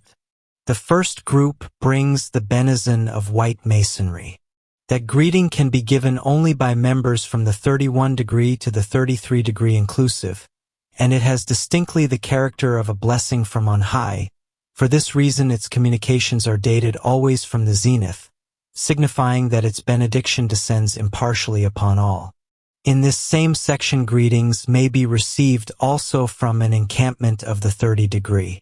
Regalia of that degree are black. Its special teaching is concerned with the working out of karma, whether it be good or evil, and its special function in masonry is the inculcation of order, justice, and discipline. For that reason it is established in an encampment on the hills, so that it can see all round any subject which is submitted to it. The second class of force comes from red or rather rose-colored masonry. This group comprises all masons from the 4 degree to the 29 degree, and includes also the masons of the Holy Royal Arch. Its central point is the 18 degree or Rose-Croix, and its special characteristic is love. Because of its quality of love it dates its communications from the valleys, the fertile valleys running down from the mountains, yet descending towards the teeming plains of everyday life. The greeting of the first group may be compared to the blessing of a great guru or religious teacher, while the second is more like the affection which parents give to children, or that which the pitris or ancestors shower upon mankind. In the 33 degree each man exercises a power of blessing not unlike that of a bishop in the Christian Church. For the great white angels who are especially engaged in the work of the 33 degree have very much in common with those who exercise similar functions in that church. Then comes the third group of greetings from mark lodges and from blue masonry, given by members of the 3 degrees. These bring a great stream of brotherly encouragement and strength from other lodges, which stand at the same level masonically as that to which the greetings are given. These lodges are all on the plains, which extend far into the blue distance. So we have 3 distinct types of greetings, giving blessing, love, and encouragement respectively. Sometimes a mason is requested by a lodge other than his own, with which he happens to be personally connected, to convey its greetings to his own lodge and other lodges which he may visit. In such a case he becomes a kind of envoy for that lodge, although he does not belong to it, and he is thereby empowered to carry its greeting just as effectively as a member of that lodge could do it. At this stage of the proceedings, should it happen that no proposition is forthcoming, the worshipful senior warden announces, "The columns are silent, right worshipful master." Here we have the use of the word columns in another sense, referring not to the pillars that stand upon the pedestals, but to the members who are not in official position, and are sitting in the north and south. These brethren are literally in the position of columns in the building of the temple, as will be seen in the large colored plate which accompanies this book, and it is their work that supports the lodge. It is not that the brethren make up a column horizontally being in a row, but that each one is a separate perpendicular column, helping to support the roof. They stand as brothers, equal in their work. I will quote here an account of a very beautiful and most instructive vision which came many years ago to an intimate friend of mine. He writes, "One day when meditating on brotherhood there suddenly leaped into existence before my internal vision a magnificent temple, apparently Egyptian or Grecian in style. It had no outer walls, but consisted of a large number of pillars supporting a graceful roof, and surrounding a small walled shrine, into which I did not see.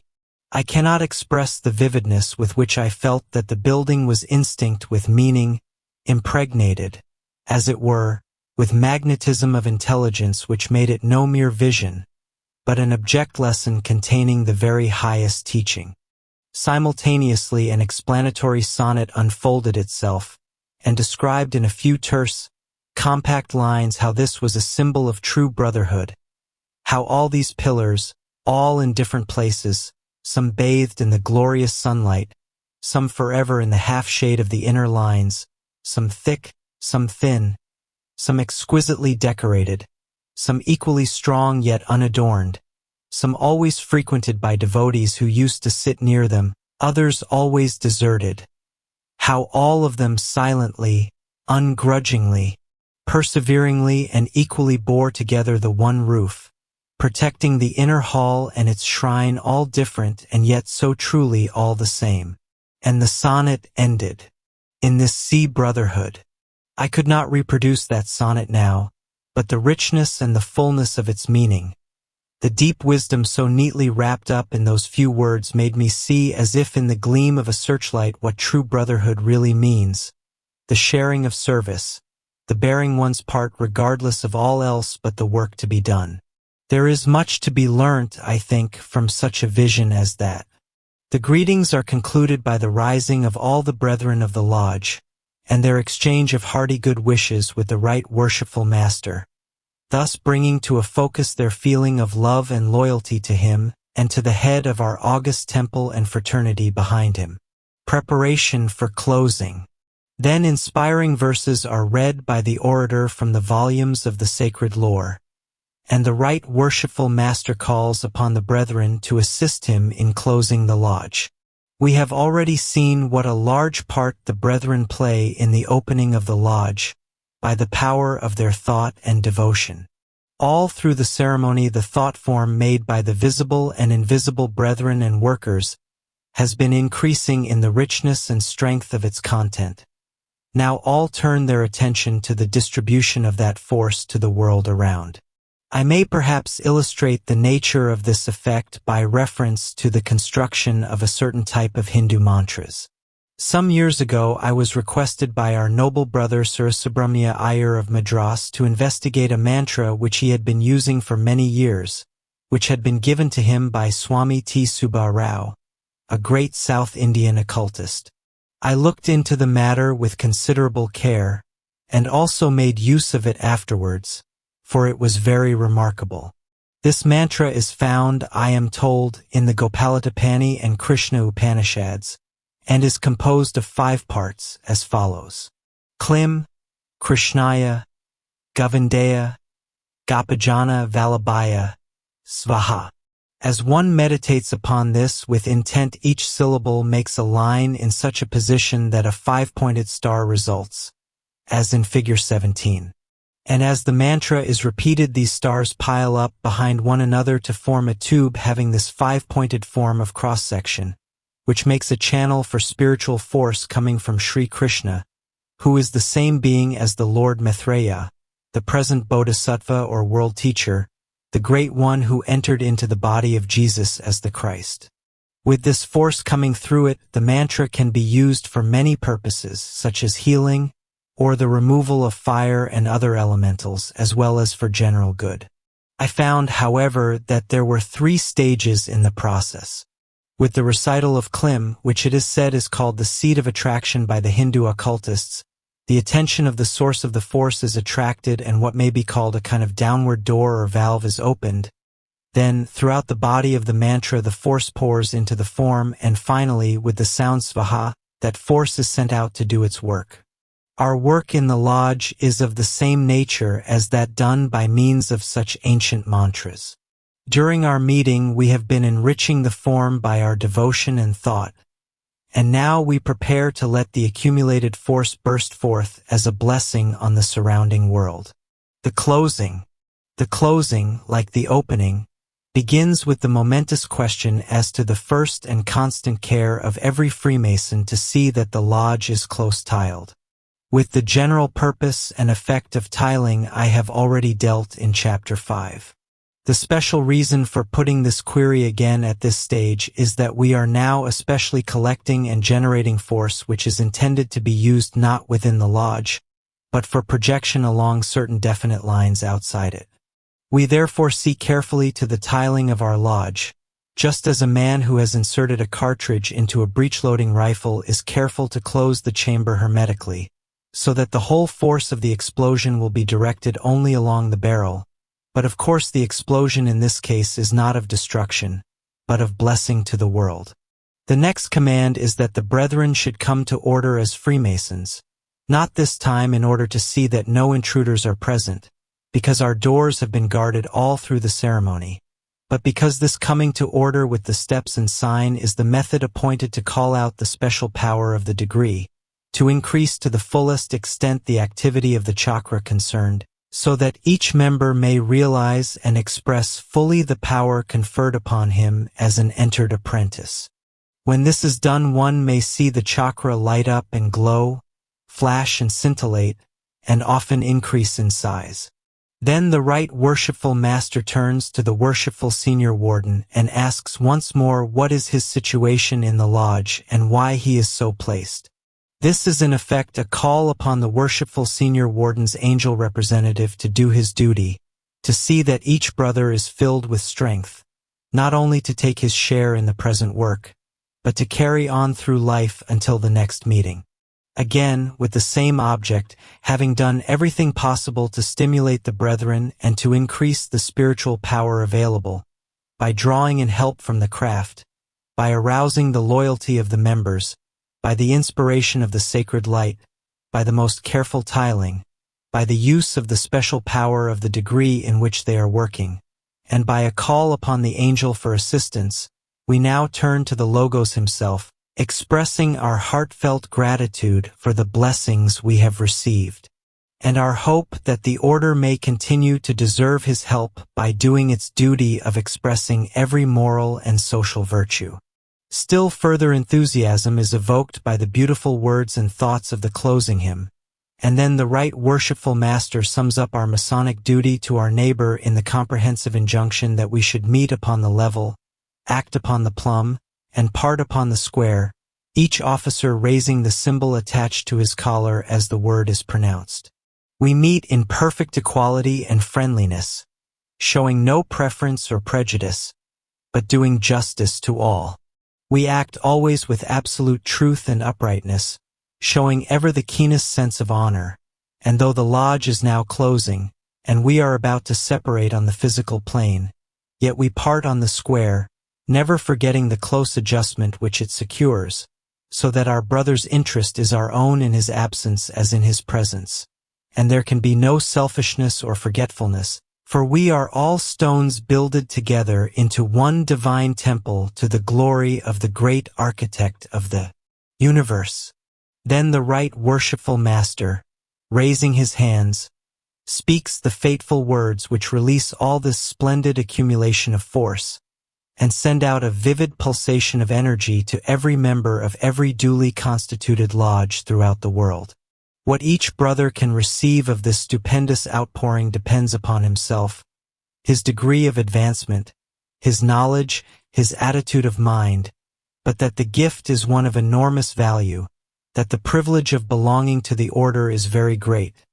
There can be no question in the mind of any student of occultism.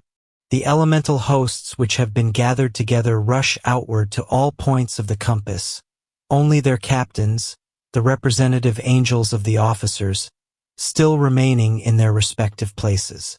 When at the command of the right worshipful master, the worshipful senior warden, who typifies Shiva, the destroyer of forms, utters the formula of closing, the angels of the assistant officers also fade away, leaving only the three principles and the august thought form of the head of our august temple and fraternity.